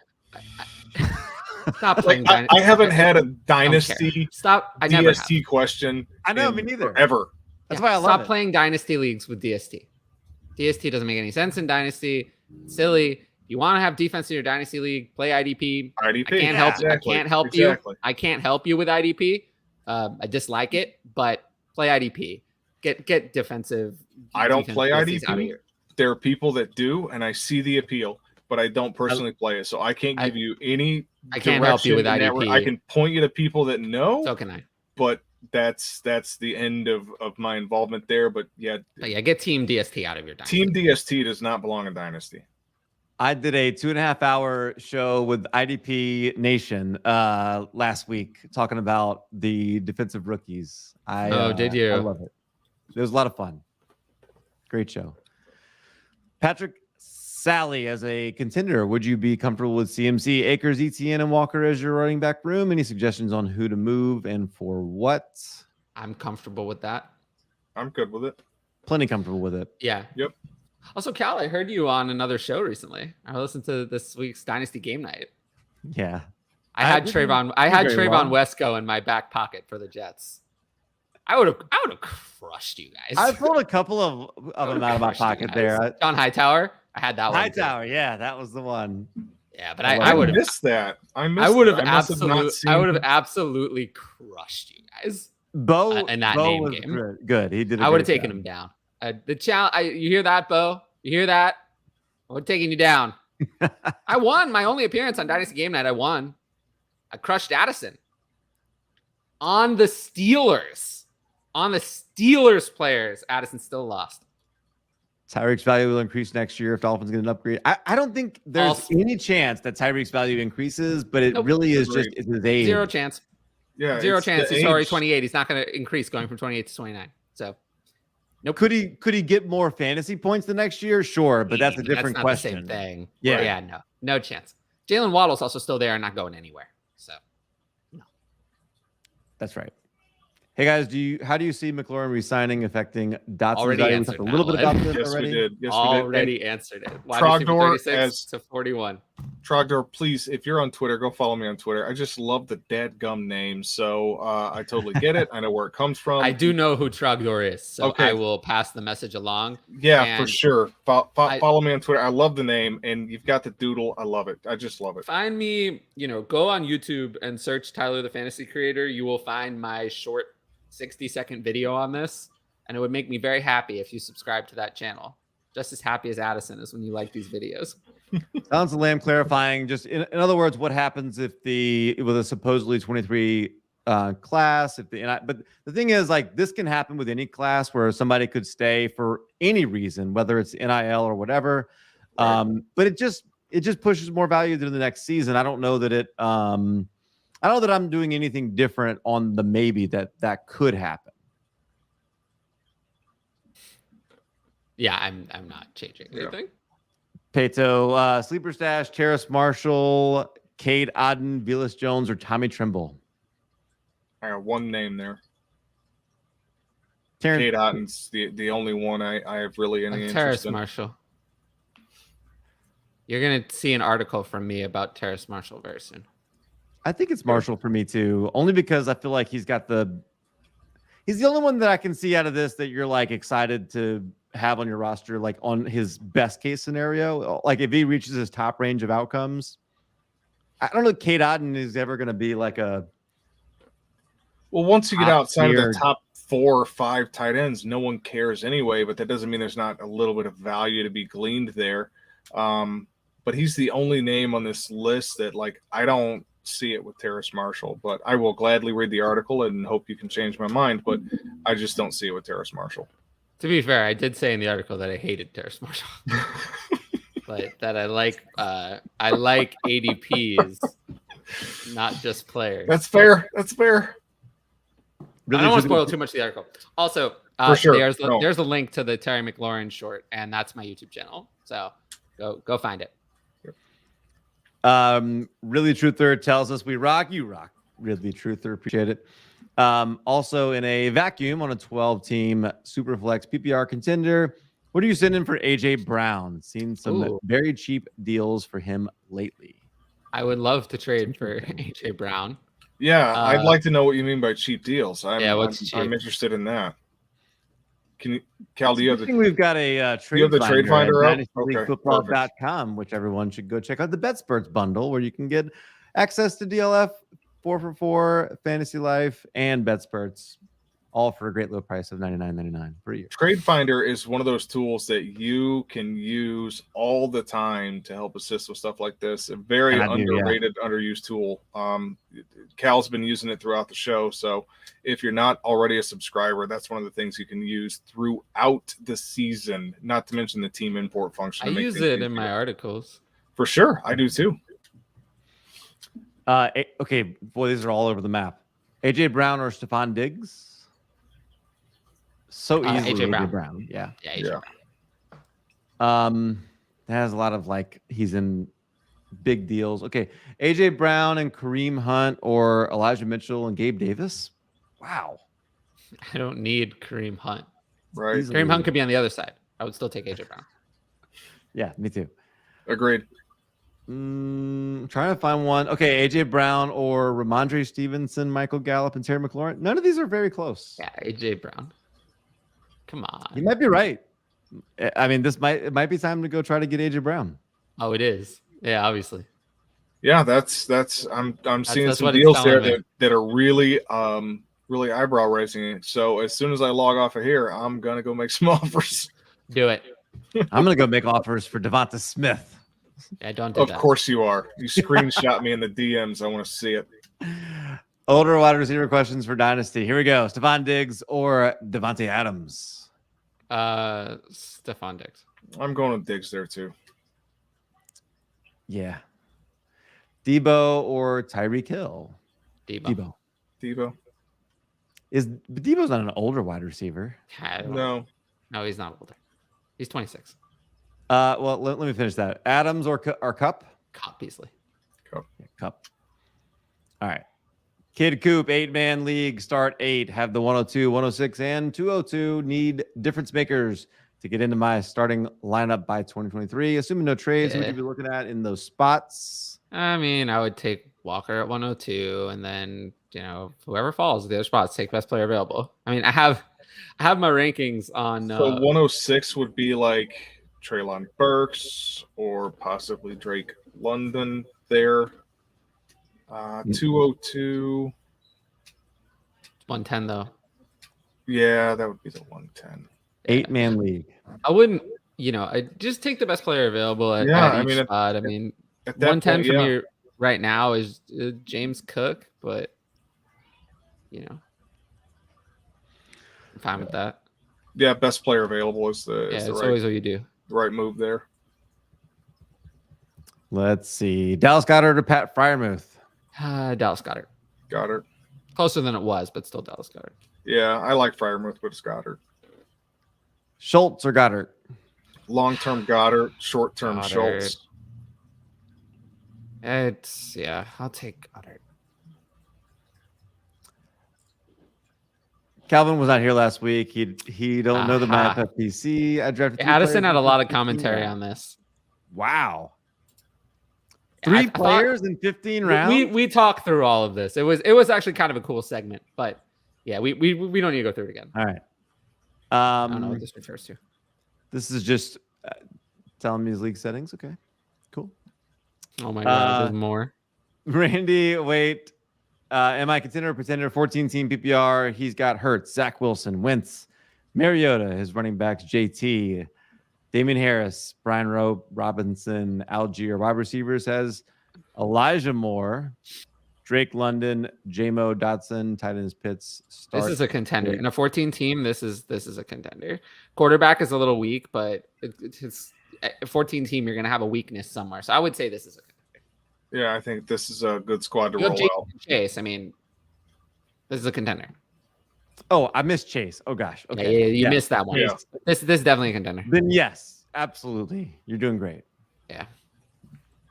AJ Dillon or James Cook? AJ Dillon. AJ Dillon actually has upside compared to James Cook. AJ Dillon by 1 million. Yep, it's AJ Dillon. Those quads, though. Also, go back. Speaking of players that I really respect, AJ Dillon was really kind on Twitter. Yes, he was. I saw this. You saw brilliant. That? Yeah, it was awesome. Yeah, I quote tweeted it hit me him. right in the feels. Yeah, that is so great. I was trying to figure out how to put the words to describe what he did, but he was just basically congratulating a gay couple on being married, and someone from the fantasy community. So I just thought that was kind of cool. Yeah, it was really awesome. I enjoyed seeing that too. I saw the same thing, and him just. I quote tweeted him with a crown emoji. Yeah, just I put it out there too. I said AJ Dillon, good people. I mean that was awesome. I saw it. Good stuff. Love it.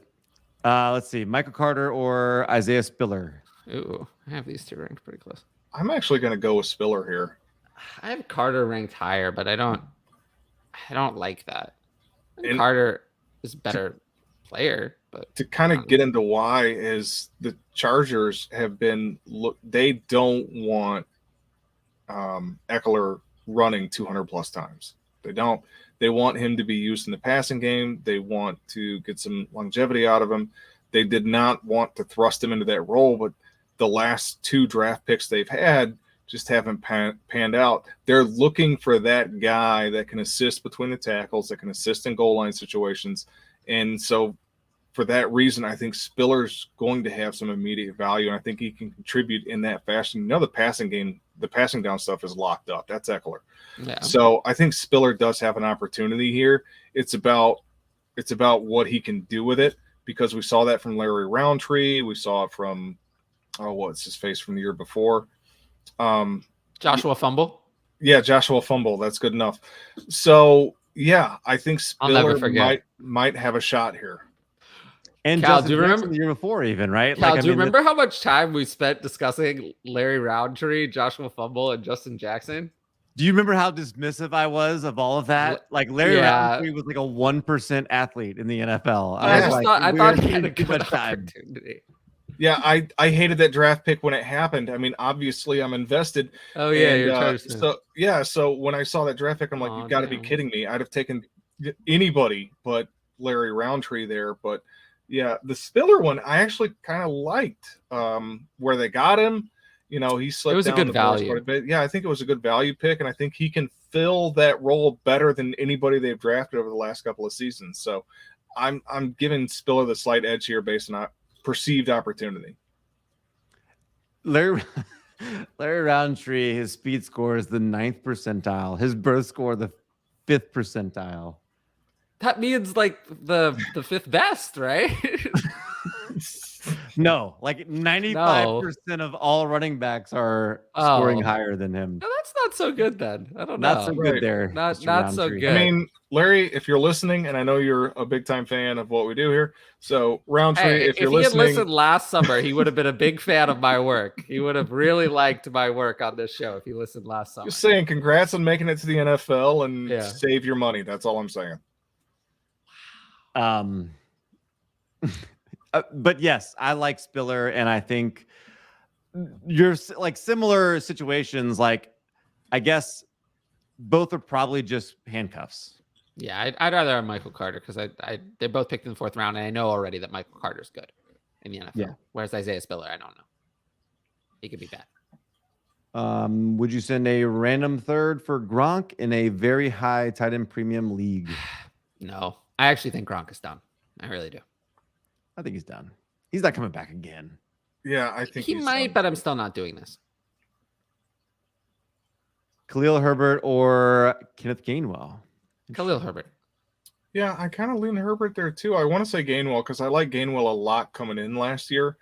I didn't see enough to be overly excited, and there's not enough passing downs there for me to be excited about it. So I kind of lean Herbert because Herbert, when Herbert got the opportunity, they gave him a workhorse role, and he bludgeoned with it. He was awesome.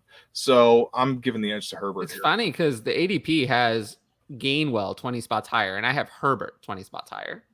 So I'm against the ADP, and I also just kind of feel like Kenneth Gainwell had a role at the beginning, and then that role was taken away. That's not good. That's never good.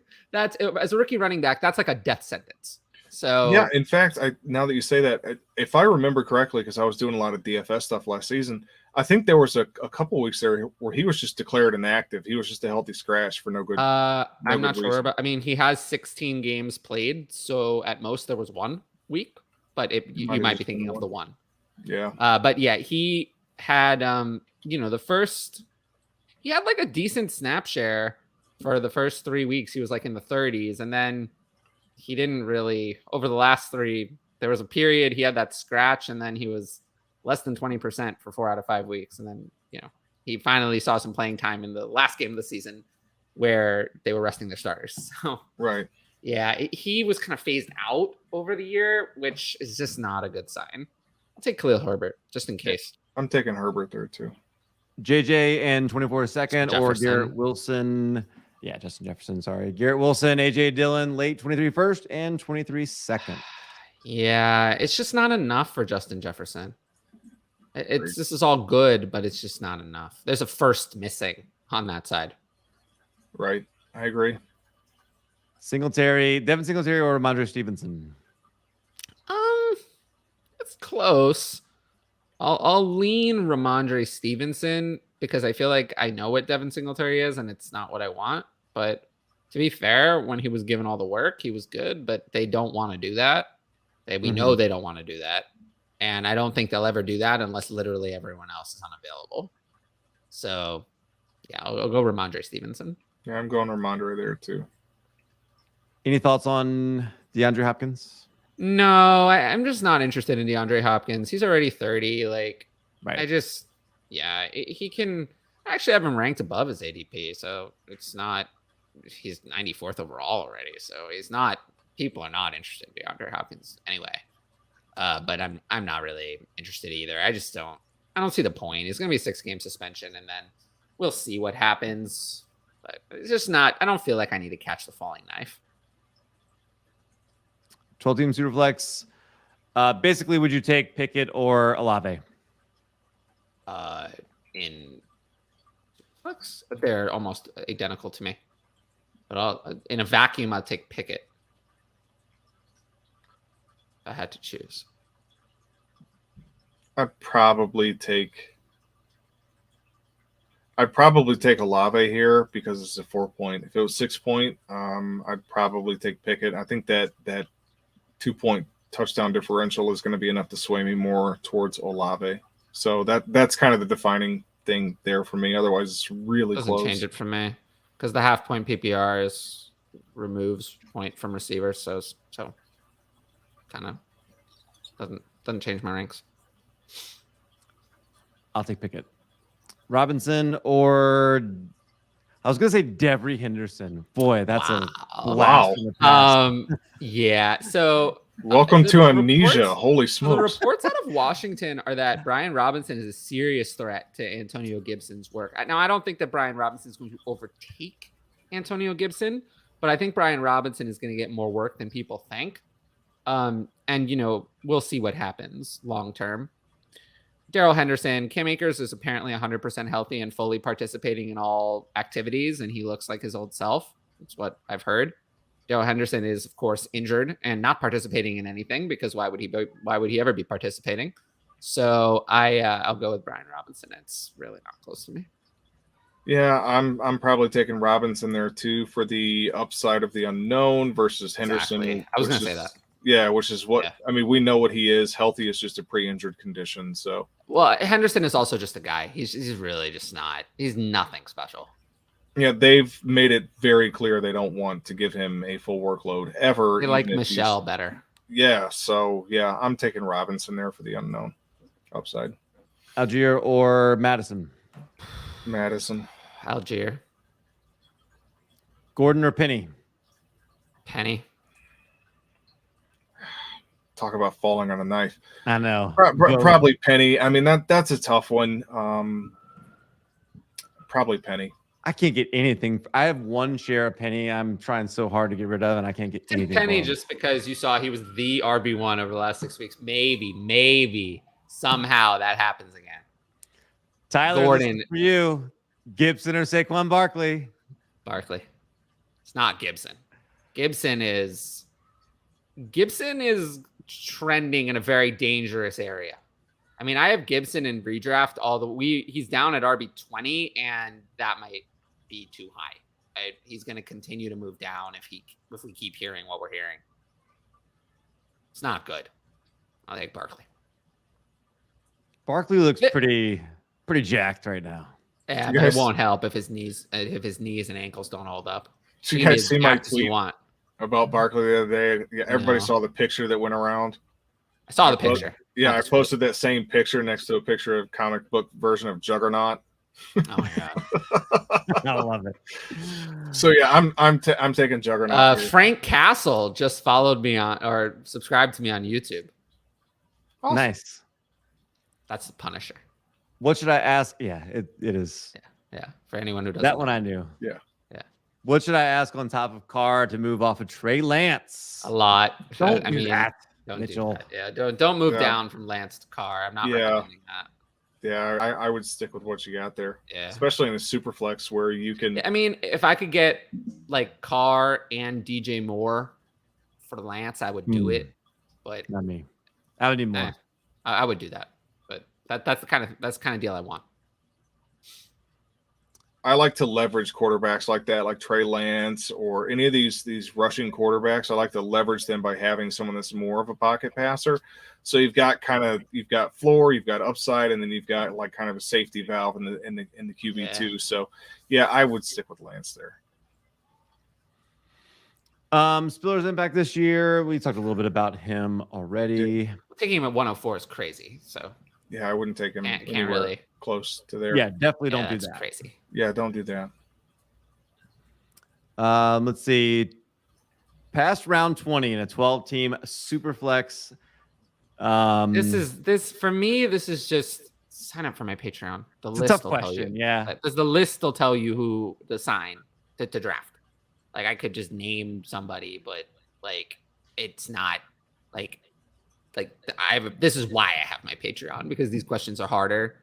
to answer, and it's just the list will tell you. The list will give you the values versus, and you can compare it to the ADP. And this is why I have my Patreon. So, but just randomly, it's hard to say because I have no idea who's on the board. Give me some names if you want me to pick. Will Fuller.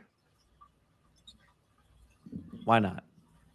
Did you say that just because I'm here? I mean, Will Fuller? I'm not a fan of Will Fuller. FF Lefty says Claypool down, Pickens up. Well, I literally just submitted an article about Claypool and Pickens an hour ago or 2 hours ago. We're still far behind. I'm trying. Jamin, No. Well, hey, I got a lot of gas in the tank today, so I'm good. JT, Cousins, and got Eckler, Saquon, Dak, 23-second. What do you think? I will take. Let's see. So Dak and 14-team Superflex, Dak and JT are about even, and then the rest of it for Cousins, I'll take. I'll take the Dak side. Yeah, I want JT. I don't feel like this is enough for JT. Yeah, No, I'm kind of thinking along the same lines there. Like in this case, I want another year out of JT. This isn't even. This is not close to me. This is the Dak side by miles. To me, I mean, to me, this isn't close at all. It's more that I would be disappointed that I've got like two aging running backs. Dak, who I like Dak. Dak can be. I like Dak. Good. He's not Josh Allen.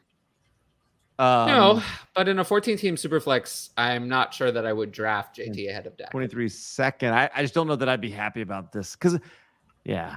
14-team Superflex. In a 14-team Superflex, I might draft Dak ahead of JT in a 14-team Superflex. On the clock, I might do the same. People don't realize what a 14-team Superflex. You are getting Cousins too. I mean, it's not like you're not getting a quarterback. No, I understand that, but when I'm looking at the value, then I'm looking at the value and I'm comparing. I would rather have Dak over JT in a 14-team Superflex, and then, is Cousins I still like in a 14-team Superflex, but is he worth Eckler, Saquon, and a 23-second? That seems like, even in a 14-team Superflex, that seems excessive. In a 14-team, yeah, I think I could get on board with the Dak. It is very clearly the Dak side. It is not close for me. Dak scored 23 more points last year than Kirk Cousins. 23 total. Mm-hmm. I don't care. I mean, and then Dak also didn't run it all last year. I was going to say, like, he's missing the annual 6 touchdowns he scores on the ground, so you got to account for that. A return to the mean would be, anywhere between 4 to 5 touchdowns on the ground. So, So Dak was pretty good last year. Hutch says, "Sorry I'm late to the party. What's up, y'all? What's up, Hutch? What's up, Hutch?" AJ probably meant Aaron Jones. Yeah, that's why we have to have like an AJB or something. You got to give me more than right. Yeah. Because AJ, we don't even know which Packers running back it is. Right. That's true. Yeah. Let's see. There we go. PJ in the house. What's up, PJ? PJ, of course, just bringing the truth here. Cal, best person. He went from best analyst to best person in the. Oh, best person maybe, because best person is not me. But at least this answers the question on who's controlling which questions get on the screen. I think we clearly have deciphered who that is. We might be running late, but we have time for this. Hey, it is.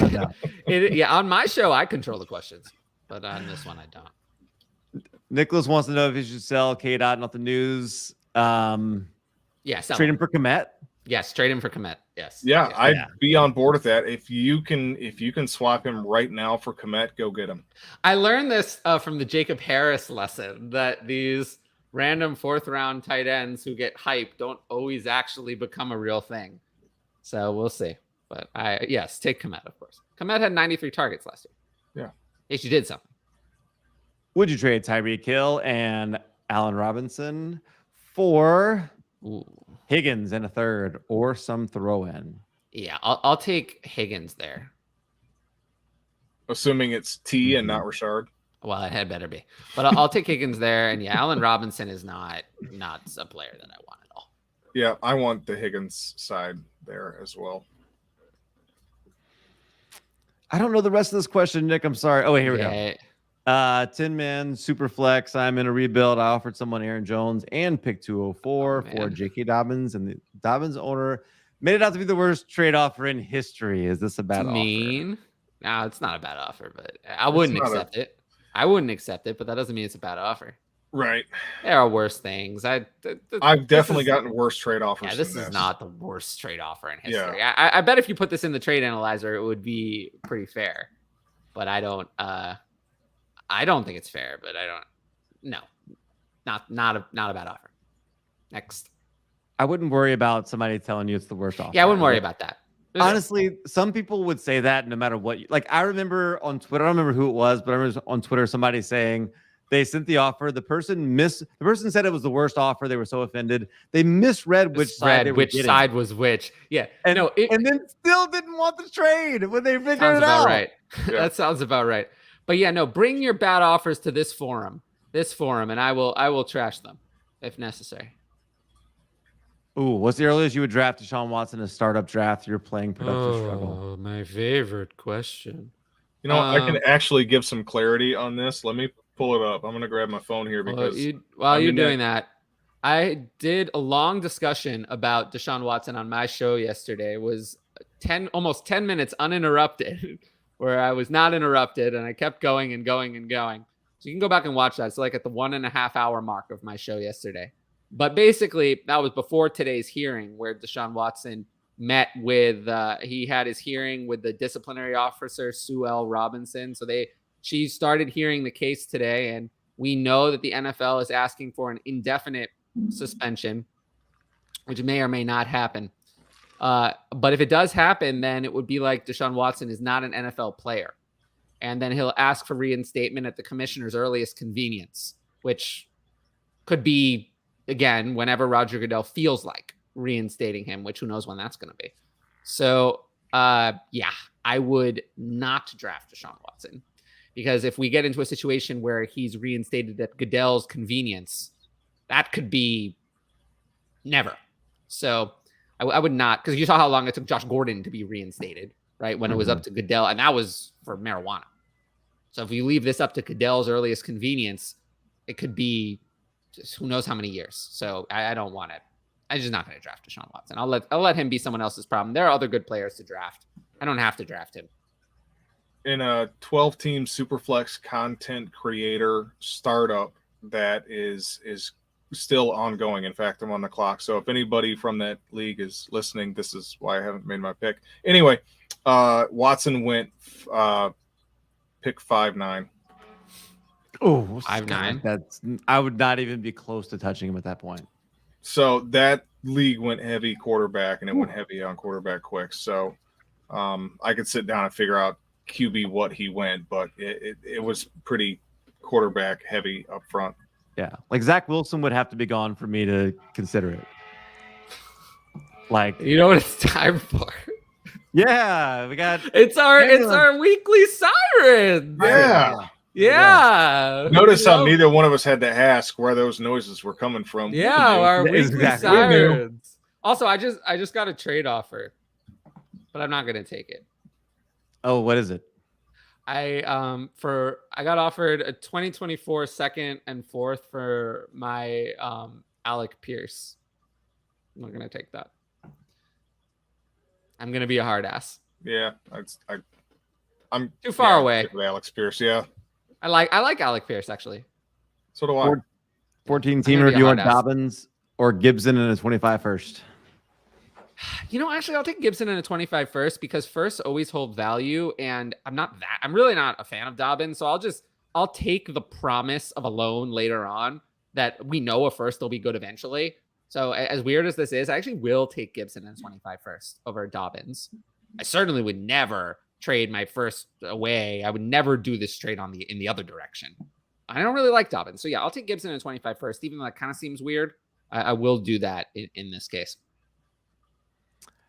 We got some comments. PJ doesn't like the Tony side of that deal from earlier, and really seems like he is a little more on my side. So we're split in the audience, at least. Scuba Steve, would you tear down from Mixon to Henry as a contender? What do I get with Henry? Yeah, that's a vague plus Because symbol. potentially, yes, if I get something good with Henry. I can't do it. Yeah, I mean, it depends on what I get. So that's Yeah, it depends. That's the big question. There is what Henry plus what. So initially, I would say I'm sticking with Mixon, but I need to know what the plus is. Mixon's really good. Stick with Mixon. Yeah, I mean, I have Henry ranked higher for redraft, but he's 2.5 years older.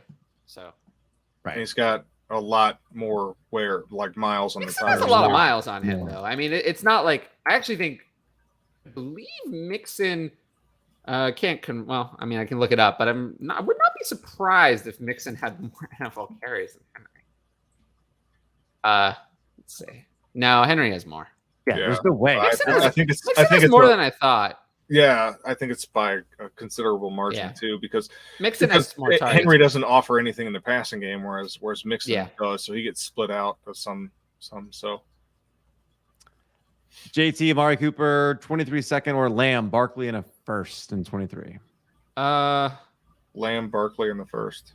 I think it's got to be because Lamb and a first versus JT in a second is about right, I would say. Like, if you actually look at a startup draft, that's probably what it costs to make the trade. And then Barkley over Cooper. So, yeah, no, it will be the Lamb side. Happy Taco Tuesday. What does the Owen Taco Tuesday stand for? I'm blanking after Cal. It's Tyler and Cal on Tuesdays. Taco Tuesday. Scuba Steve, I like this is I will always like an Adam Sandler late 90s reference like this. For sure. For sure. We got an Adam Sandler reference. We got a Homestar Runner reference. This is a good show. And here's Scuba Steve. Rick Solak, 12 teams, Superflex, 1 PPR, half tight end premium, 0.25 points per carry. Give Mitchell, Dylan, Gabe Davis, Hurst, and get Chubb, Godwin, and Galladay. Interesting. I will take the Chubb side. I mean, Hurst doesn't matter. Galladay barely matters. I mean, it's more than Hurst. And then, I mean, Chubb over the two running backs, Mitchell and Dylan combined for me. And then Godwin over Davis easily. So, yeah. Yeah. Yeah, it's I don't care about Kenny Galladay, but but it's even a bonus that the better throw-in pieces on that side as well. Yeah, Chubb and Godwin. It only makes it even better. So, yeah, Chubb side. Yep. Dan Marino chiming in. What's up, Dan? Welcome, Dan. Laces out, Dan. Laces out. Let's go back to 90s references here. 12-team start, 10 Superflex PPR, Devonta Smith, Jameson, and a 23 first, 23 third, or Higgins, ETN, and a 23 second. Let's see. Higgins. This is pretty fair. I kind of want the Higgins side. Whenever I'm in doubt, I usually go with the 23 first.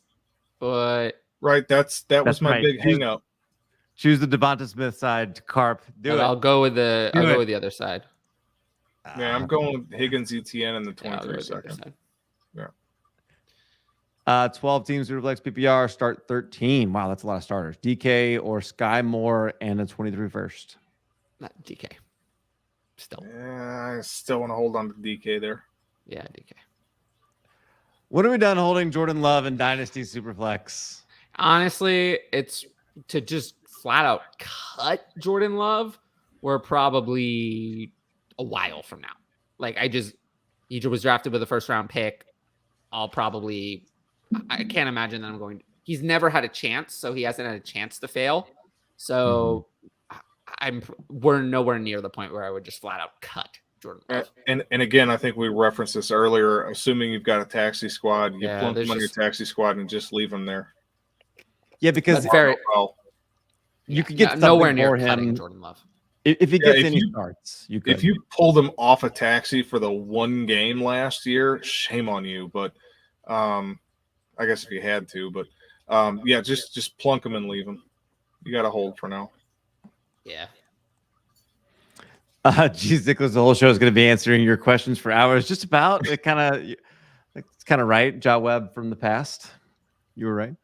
Here is a trade for y'all I recently saw from Hutch here. 12-team Dynasty Superflex PPR, Rashad Bateman, 23 seconds for Michael Pittman and Rashad Penny. Bateman side for me. Bateman side. Yeah, it's the Bateman side. And really what it comes down to for me is I don't want to do anything to invest in Rashad Penny right now. Like if I have him, let's play. If I don't, I'm not trying to acquire.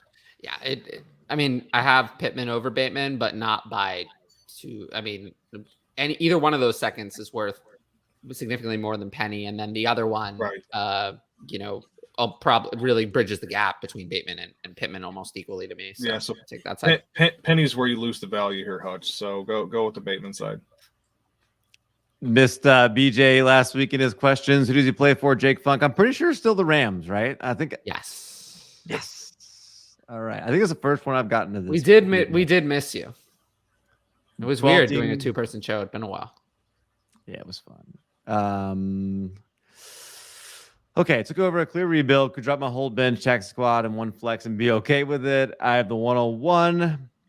Got to sell, right? Yeah. I mean, I would try. I mean, Brees is 21, so you don't have to, but you could try.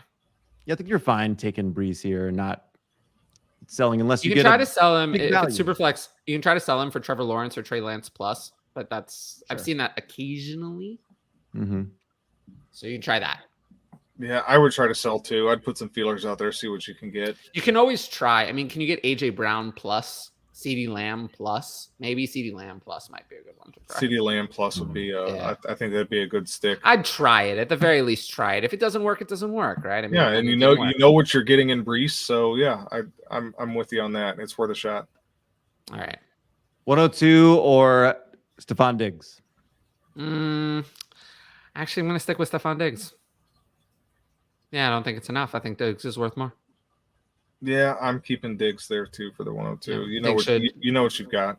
Yeah, to me, Walker is just not enough of a guarantee to move on from Diggs. I need more.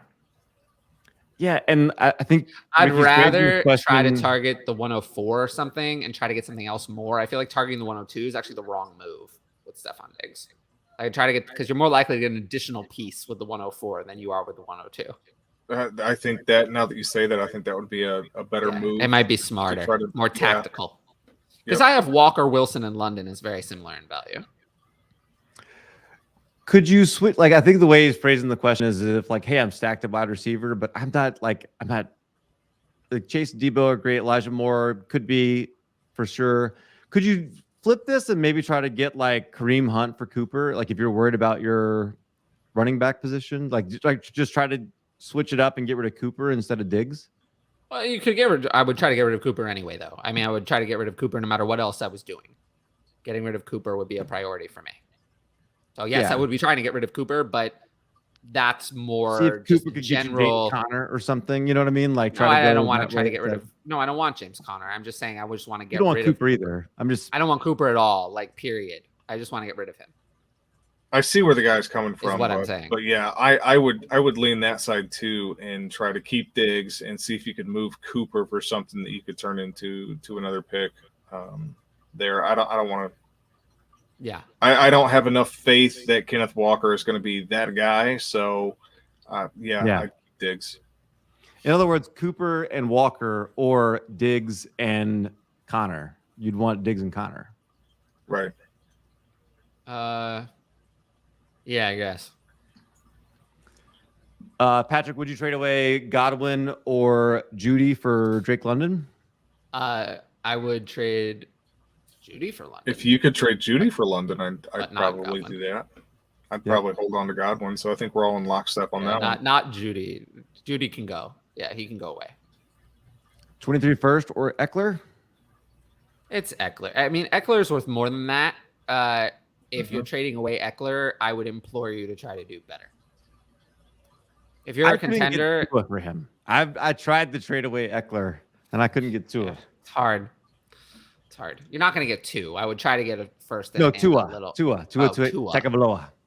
Yeah. I have them similar in value, so with Tua ahead. So I'm not surprised you can get him. How about the Charger fan? I'm keeping Eckler here. Is it worth picking up Danny Gray or Tyler Beatty? Yes. I'd rather have Tyler Beatty. I would rather have Beatty too. I was thinking. Because what's the same thing. upside with Danny Gray? Yeah, there's Not much. upside as he gets on the field. And that's unlikely unless Debo gets traded because Jawan Jennings is, well, way ahead of him. Right. So Beatty for me. Yeah. This is what you should be doing with the bottom of your roster is backup running backs that could increase in value and you can flip for picks later. Jaden Sharp, 12 teams, Superflex, tiered PPR, trying to trade back in a startup from 102. What's the good trade? Got offered 102, 311, and 511 for 2-7, 3-7, 4-7, 23 first, and 24 first. Whoa. Yeah, yikes. That escalated quickly. Yeah, that's a lot. Yeah. The process. But it's the 207 side easily. Yeah. Yeah. You'd be getting a good deal, I think. Yeah. Wow. Even when I have all of my energy, like when I'm feeling good, it is hard to answer these questions. Like it's hard. That's one thing I always want the people to know. I know I can make it look easy, but it's hard. It's hard to just like rapid fire answer these questions. But yeah, no, it's sometimes when there's a lot of text, I just get like a little overwhelmed. So yeah, go for it. Diggs and Michelle for Najee and Judy. It's redraft. If it's a redraft, then Redraft. ooh. Okay, that's actually interesting. Well, I would pick Diggs or Najee ahead in a redraft, and then Mitchell, I have it. Yeah, it's gonna be the Najee and Judy side for me. Yeah, I'd rather have the stud running back in a redraft. Yeah, I would tend to agree with that for redraft purposes. Yeah, gotta be. Oh, lots of great comments about. We're over an hour behind. Devonta Smith here, 900 yards in a rookie season with the lowest pass volume is pretty impressive. I agree. I just wasn't impressed. I wasn't overly Take impressed notes on for your article that you're going to write here. I was Tyler. not This is overly good. impressed on the targets he had, what he did with them. I was not overly impressed. I could have seen better. Shane Manila wrote good content-filled article on the Eagles pass catchers hurts. Eagles. AJ Brown plus what equals CD? Essentially nothing. AJ Brown and I guess a fourth equals CeeDee Lamb to me. Yeah, essentially nothing. They're in the same tier of value for me. And if you want to know where I have them ranked, I have CeeDee Lamb for redraft as wide receiver 6 and AJ Brown as wide receiver 7 in redraft. Yeah, Dynasty, they're I awfully have them close. 3 and 4. FF Lifty says you should be nice and make sure that you are smashing the like button. It makes Addison smile. Jamin pre-draft gave Jacobs, David Montgomery 107, got CMC 105, 205. Yay or nay? CMC side. CMC side. Yeah, CMC Yeah, side. I like the CMC side. Yeah, it's there not even too. close. Yeah. Drew Brees watching out true. the Chargers. Not true. He made it through his entire rookie contract and more. He made it through his entire rookie contract and then got another year in 2005. 5 years on the Chargers. We're talking about someone who washed out of the initial rookie contract. So he doesn't count. You mean like Josh Rosen, someone who failed to complete their rookie contract with their team because their team moved on from them. Those are and then found a way to succeed elsewhere. Players who did not complete their rookie contract include Dwayne Haskins, Josh Rosen, players like that. Someone who had that career path and then went on to success later. Ryan Tannehill does not count. Drew Brees does not count. They finished their rookie contract. Someone who failed on their rookie contract with team 1 and then found success later with team 2. There aren't even that many players in that pool. But, there is no one really who did that and succeeded. So that's why I'm saying if Justin Fields washes out of Chicago and is traded away, it's grim and bleak. That's a lot of if, though. You're assuming he gets cut. It is a reasonable outcome that may happen that people should be pricing into their price of Justin Fields. It should be priced in, and I have it priced in. Can't imagine it. Lots of imagine it. Lots of Breeze and Rivers talk here. Noah Sinaway Amonra. The Lion God? No, the sea. What is he? I forget. Sun God. Sun God. There we go. Ra is the sun god. The Egyptian sun god. Amonra, Garrett Wilson, and 24 first for AJ Brown on a contending lineup. Did I overpay? Did you overpay? Yeah, I would say it's a slight overpay for me, but nothing too bad. Yeah, it's not egregious. And Slight. Hey, props to you for using the DLF trade analyzer. Yeah. Don't just use the trade analyzer. Here's the big tip. Use the trade analyzer to get kind of an idea of what value is, because value is different by people. Then go and look at the trade finder and see what other people are getting in that same respective area. That's a really good way to do it. Use the analyzer, trade analyzer, and then the finder to see what people are actually doing. The trade analyzer is about the best I've seen a computer do, but I still think it's tough. It's slow. Like the ADP data is only updated once a month. Like keep that in mind and this comes up on Dynasty game night actually a lot when they play a game with the trade analyzer and someone gives an answer and they're like, well, this is probably based on a player who'd moved in value, but the value has not come up in the trade analyzer yet. Just be aware of that. Right. Especially with players who've changed in value recently, that it often takes the trade analyzer a couple weeks to catch up. So just, word of caution there. I don't remember the trade this is for. I just like the idea of Dilly Dilly being AJ Dillon's nickname. Dilly I also Dilly. like the idea of Najee No, Damas. AJ Dillon is Quadzilla. Quadzilla is AJ Dillon. I don't know. I'm Najee's going to pick Dilly Dilly. Yeah, I like Dilly Dilly. Yeah, we're not doing that. We're not doing team Superflex Cousins and Madison for Carr and Marlon Mack. Carr. Yeah, give me Carr. I'm taking Cousins and Madison there. Madison's probably the best handcuff in the game right now. You just hate the Raiders, John. Well, I mean that might play a part of it, but whatever. I'm kidding. Let's see. Joseph, the answer is best available. Yeah, best available. Yep. Hard to know from here. Yeah, always list players. List who you're thinking of. Give me players to choose from instead of just and don't go into that. Look at like your rookie drafts. Don't go into that going, well, I need this. Well, you take what is best available. This is a good idea though. Do that. P to the R. Yeah, try to get do that one. Yeah, 23 first. Yeah, I like that. Yeah, I like that one. I've seen some people getting pretty good veterans for 109 too here as it gets closer. That's another. Yeah, I would try to move out would be my first choice. Mm-hmm. DJ Moore, Elijah Moore. DJ Moore.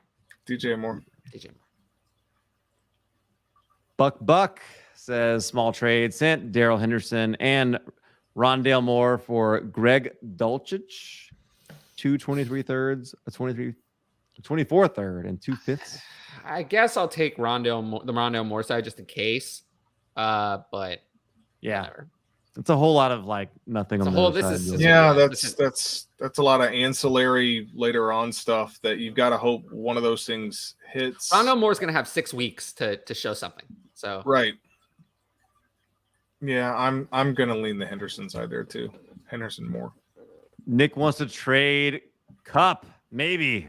Who's a wide receiver to tear down from and get a plus and shoot? AJ Brown. Brown. Do you think you could move that? Do you think you can move Cup for AJ Brown plus, or just you think you could get a straight swap? Yes, I do. Oh, I think you could get plus. They're going right back in ADP. If you can't get it with AJ Brown, try DK Metcalf. What about Jalen Waddle? Oh, I mean, I would love that. If I could get Waddle plus, sure. Yeah, do it. That's who I think I'd be looking at. Okay. Offer the pick to specific owners. Yeah, just some good. This was a back and forth. Let's see. Yeah, and this Trevon Bulger saying we'll be looking to acquire players, veterans with that 109. No, he's saying that he was acquiring Hurts and Najee. Oh. Not a long time ago. 3 possible RB1 overall players, not named JT, Lenny Barkley and Mixon. Well, 0 of those players can be the RB1 overall.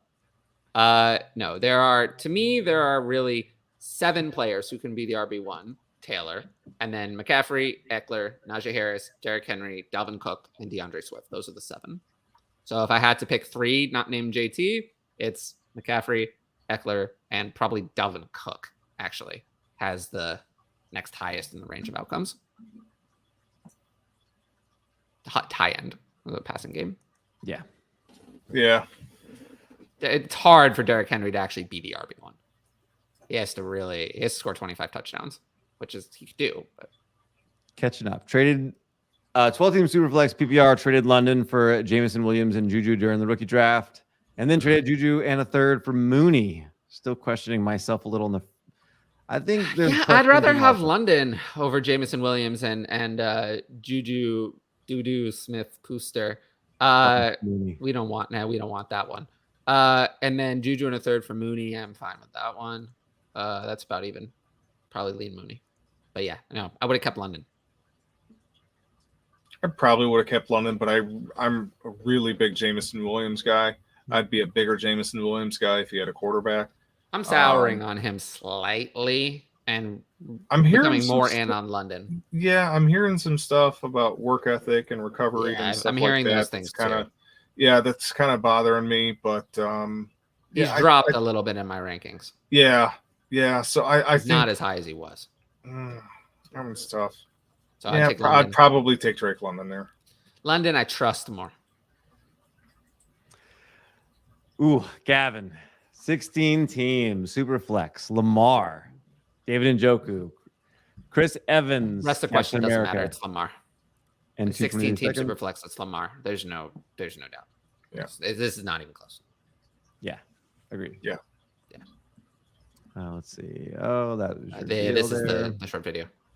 JCast 12-team 1 QB PPR. Would you trade Tyreek Hill, the 103, for Swift and the 203? So that's like Tyreek Hill and say for me probably Garrett Wilson for Swift and something else. Mm-hmm. I mean, according to my ranks, it would say that I would still keep Swift, and I'll probably stick with that. Swift feels wrong, but I think it's Swift. Get Swifty. Yeah, probably Swift. We had a lot of references in this episode. Yeah. Chat flying like a meteor tonight. If you get this comment, reference. Y'all working too hard. Yeah, there's been a lot of it. Yeah, it's a Patreon reference. You'll get it if you sign up. What? Oh, the flying like a meteor? Oh, you'll have to find out what part of it's a reference. Oh, Chocolate does follow you, so he's gonna send a hello. I'm sure he does. I mean, Burninate the peasants. Burninate the peasants. I don't know what this is. And the thatched roof cottages. Yeah, love it. All right. Cup for AJ Brown straight up. No, I'd rather have plus. I mean, I want to try to get plus. Yeah, if you can get plus, I want plus. I have AJ Brown higher in Dynasty, but I would like to get plus. I would go for plus, and if it was a back and forth and we couldn't come to terms, I would still probably settle on walking away with AJ Brown straight up. Yeah. But I'm going to fight to get to that point. That's not going to be my initial offer. I'm very much a hard ass when it comes to negotiating. Cat Zero hopes you're ready to coach him through a productive struggle there. I was born ready, so I'm ready. Nicholas J is not making any friends tonight. People are he's not making friends. He's not making friends, but that's okay. Not making friends. I'll be your friend. I'll be your friend. But he got his stuff answered. True. Yeah, he did. He got it in early. That's the lesson. Is get it in early. Yeah, that's true. Yeah, we do get to them all usually though. Keenan Allen or Deandre Hopkins. It's Keenan Allen even without the suspension. Yeah. I have Keenan Allen for redraft at wide receiver 9. He's a consistent PPR guy. Richard Roundtree would have been better. I don't know what that is. Can't believe that CEH truthers still exist. Yeah, I don't know. I mean, Addison was a CEH truther, but apparently signing Jerick McKinnon was too much for him. I also can't believe that he's back down. I also can't believe Andy Reid and Patrick Mahomes exist, Joe Webb. I'm with you. Yeah. Christian Watson or Rashad White? Christian Watson. Yeah, I'm probably winning Watson there too. I do like White, but I do too. So I had to stop and think for a minute, but I think it's Watson.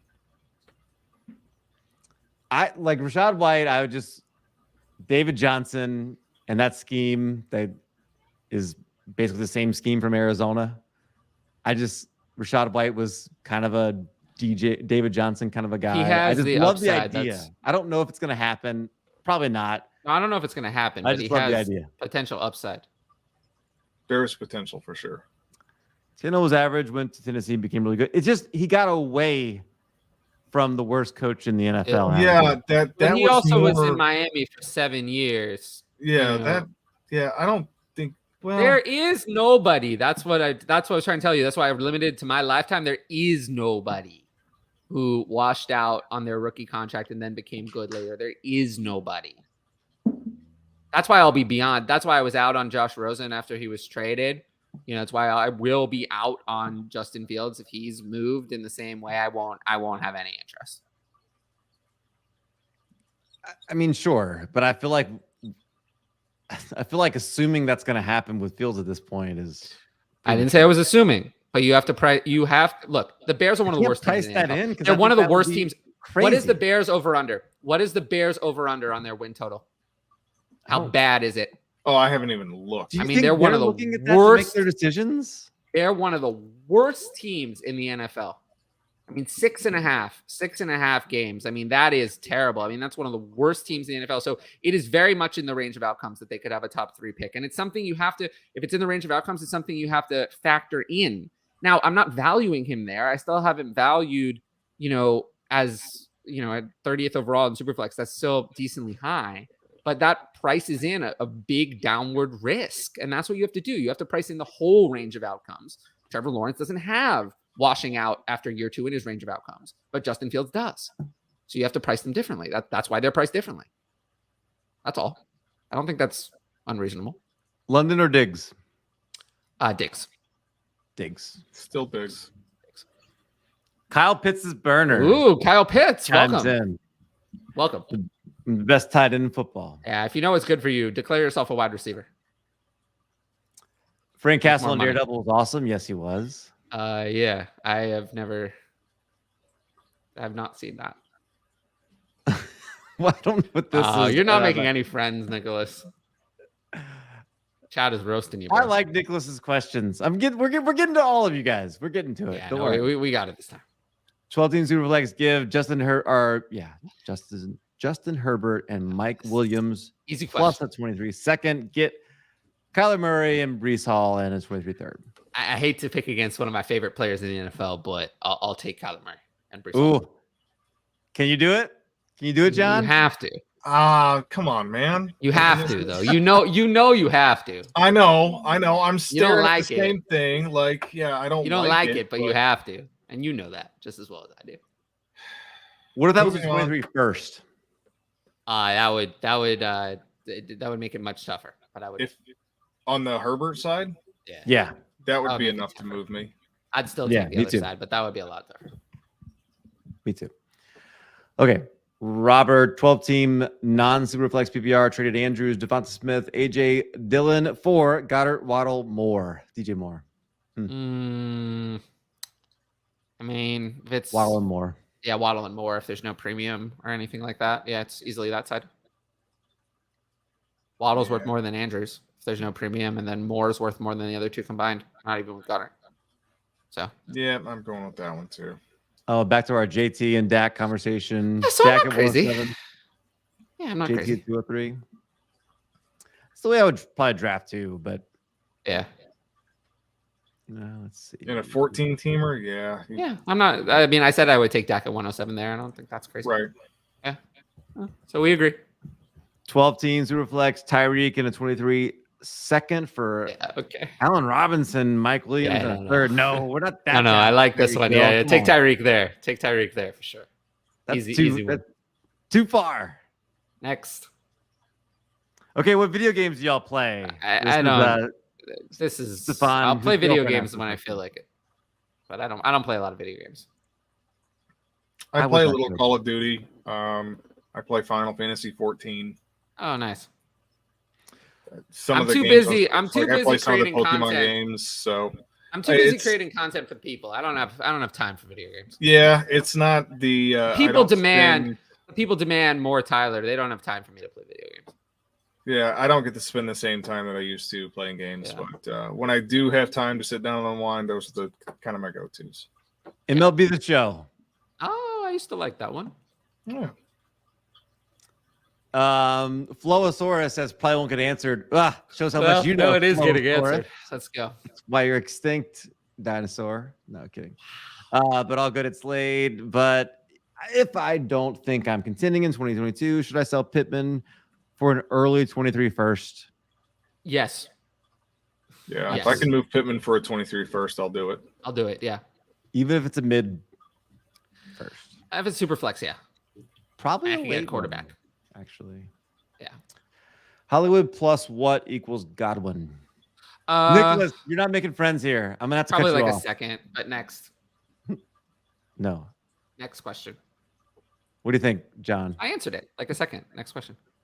Yeah, if I Rapid- can, if we're I could rapid dump a firing. second in there, yeah, I would say that would do it for me. We're rapid firing. 10-team Superflex Lamb for Tua and a 23 first. I get that a 10-team Superflex makes quarterbacks a little bit less valuable, but I'll still take Tua in the 23 first. Me Closer, too. though. And a 12-team Superflex, it would easily be Tua in the 23 first. Yeah, in a 12 team and a 10 team, I'd be tempted by the Lamb side, but it'd probably still end up Yeah. defaulting to Tua. It's very in the fair, first. but I'll take the Tua side. Right. Oh, we're catching up fast. Yeah. Ryan says, make sure to sub to the channel and follow each of them on Twitter. If you don't, Follow these are high Ryan quality on people giving high Twitter. quality advice. Ryan's my co-host. Ryan's With awesome. Me and Conan. Go follow him too. James Baum, 10-team, 1 QB, recently traded 101 and 24 second for 102, 107, and 205. I would have. I mean, 102 could be Walker, and then 107 would be Olave, and then 205 is whatever. 24 seconds is similar to 205, maybe a little less. But honestly, if you didn't, depending on if you got Treylon Burks or Jameson Williams at 107, I'd like it better. If you didn't, and you ended up with Olave, I'd rather have kept Hall. I probably would have. I probably would have kept the 101 there. Yeah, but if you got Treylon Burks or Jameson Williams at 107, if they fell to you, then I would like that. If I knew I was getting Burks at 107, that would probably even things out for me a little bit because you're walking around with Ken Walker and then following that up with Treylon Burks. I'd be all right. Yeah, Ken Walker. Ken Walker. See, I made Ken. the adjustment. Ken. I'm All up to right, date. next. Joe, dang, everyone's here. Yep. We're all Yep. here, Joe. Now that Well- you're here, it's a party. Thanks, Joe. Appreciate you Yep. tuning in. Silence of the Lamb says, Yep. hey, Joe. Joe Wayman Oh, no. traded Tyrion Burks, I don't know, Treylon Burks for Yeah. Renfro and a second round rookie pick next year. Reports of him having problems with his asthma. Burks. Does anybody get the feeling, like I think this has been mentioned on Twitter too, like the Treylon Burks asthma out of shape thing is this year's version of Jamar Chase can't handle NFL footballs? No, I don't feel that way. I've lowered Treylon Burks in my rankings, but just not this much. Yeah, I'm not really worried about Burks. Oh, I am. I'm not worried about Burks either. But I was never that in on Burks to begin with. Tyler Beatty or Terrace Marshall? Terrace Marshall. Tyler Beatty. Terrace Marshall has more upside. But Terrace Marshall's actually been starring at camp. And, we'll see. I mean, the second-year breakouts happen. They're rare, do. but they do happen. They do.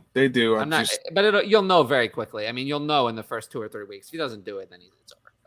But, Right. I'd rather have Terrace Marshall. He was actually a good prospect. Whereas Tyler Beatty is let's be kind and say he's not, because that's kind.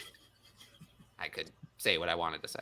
Final roster spot in a Superflex league: Kyle Allen, Carson Strong, Marquez Callaway, or Tyler Johnson. Can you go with none of these? But right. What are the other options? yeah, I don't even know. I mean, do I even of these players? The only one I actually have ranked is Marquez Callaway. I was going to say that's. But so I guess that's the direction I'm leaning. Find a backup. Definitely not running- Kyle Allen or Tyler Johnson. Find a Carson backup running Strong's- back somewhere. Any backup running Yeah, back. any backup running back would be better. But if this is the Yeah. list, I'm going Marquez Callaway from this list. Marquez Callaway was not awful last year. We did this one already. Yep. 101 for Adams and a first in 23. Yeah, if you're competing, I don't hate it. Right. I don't hate it. You get Adams to help you compete took this over. year, and then you get 23 first to either make up for losing the 101 or to trade for next year. I mean, the value is with Adams and the 23 first overhaul. Right. For sure. LaVisca, Chenault, and Ramondre Stevenson, or Clyde Edwards-Helaire.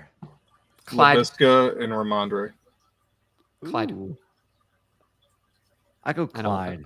I'll go I don't Clyde. think Visca or Ramondre or anything. I just think Ramondre is just there's no hope. Whereas Clyde, there is a bizarro universe in where he's actually good. Whereas Ramondre, it doesn't matter if he's good.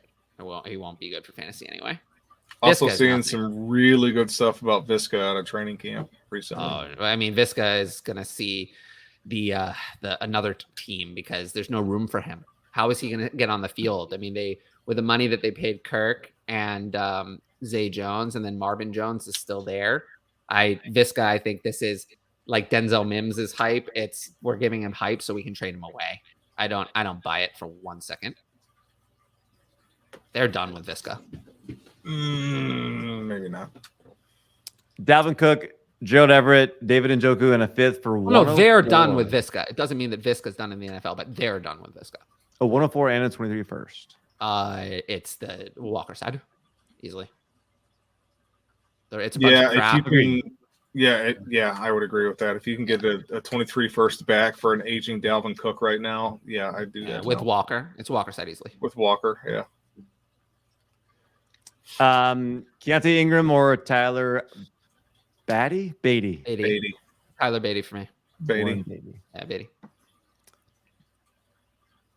Let's talk Kittle trades value. There's nothing to talk about with George Kittle. He is what he is. He's 28 years old, turning 29 early in the season. I have him ranked around his ADP. He's probably going to produce again. He's going to be somewhat inconsistent. We all know that. And I feel like everyone values Kittle that way. So Kittle is a player where we never talk about him. And I feel like there's almost nothing to talk about. To be like, that's my opinion on George Kittle, to be honest. What about the annual upside talk? I mean, I have not heard that on any podcast I've listened to. I rarely hear George Kittle even mentioned. It's like he's there. We know what he is. That's always the conversation. So there is nothing to say. He's one of those players where I feel like all the takes I've heard are the same. Yeah, if you can sell him based on name value being higher than what production value is, then yes, but you can't you can never get the value for George Kittle that he should bring. So he's never moved. He's never talked about. And I honestly think that that's the right approach. He just stays where he is most of the time on the team he exists on. Okay, so Trade Finder has a couple. So George Kittle, Darrell Henderson for Christian Kirk, Elijah Moore, and Irv Smith. That's about right. More or less. I mean, is it tight end premium? Doesn't say. It's hard with the tight end trades from Trade Finder if it doesn't say, because it usually makes the difference. It doesn't appear to, no. Okay, so then I'll take Elijah Moore. Yep, I agree. George Kittle or TJ Hawkinson and Jahan Dotson. TJ Hawkinson, Jahan Dotson. Yeah, I'd probably very close though. The Dotson side there too. 10 teams Superflex League, Sky Moore, and a 23 first for Debo or Higgins. I'd rather have Higgins, and I'd rather have either Debo or Higgins over that package though. So I'll take the player. Yep. Appreciate the knowledge. Thank you. Rick, you guys are solid for pushing through and going this long. Look, John's doing this like at less than 100% too. John is like a real champion. Yeah, this is the first time I've had like even 50% of what I have, and I feel like So it's been a while. I've done at least 5 to 10 shows over this year that I should not have done, but I feel 100% now. I am going to absolutely collapse when this is done. By the way. Oh, I'm good. I could do another 4 hours. Oh, not me. I could. I really could. I feel like I have a lot of gas in the tank. Tonight has been a meteor shower. I don't know what that means. Thank you. Another Patreon reference. Like, produce good content and be kind on Twitter. Don't take anybody down. Don't go aggravate people. 12 teams Superflex. Okay. 102, 105. Brevin Jordan or Trey Lance. Yeah, Trey Lance. Yeah. Lance side easily. Yeah, we don't need to stop down on that one. Yeah. Superflex. Okay. Sometimes it's easy. Yeah. He says, "Thanks, guys. Great show. If I didn't get to your question, hit us up on Twitter. We're at almost 2.5 hours. Thank you guys so much. Tyler, any last words? No, I just want to appreciate everyone for watching the show. Thanks for bearing with me over the last, I would say, 2 to 3 months where I've really been going through just kind of a mess in my personal life. But I feel, at least as of now, I feel 100%. And I have my Dynasty Outhouse approved nail polish. So, yeah, no, I'm great. So just thanks everyone for sticking with me, continuing to watch the show. And, hopefully this is the Tyler you get as we go into the season. Things start to heat up. John? As always, appreciate you guys having me on. I always enjoy these. Talk about, a way to keep sharp is working with people that are smart. And this is always a blast, always good questions. So I got a few things in the pipeline. I've got an article that I'm working on right now about statistics that won't repeat for the 23 season. I'm really, really excited about doing a lot of research on it. So be looking for that to drop sometime in the next few weeks. Other than that, yeah, as always, appreciate the follows, the views, the comments, the questions. Lots of fun every time. And with that, we will see you guys on the next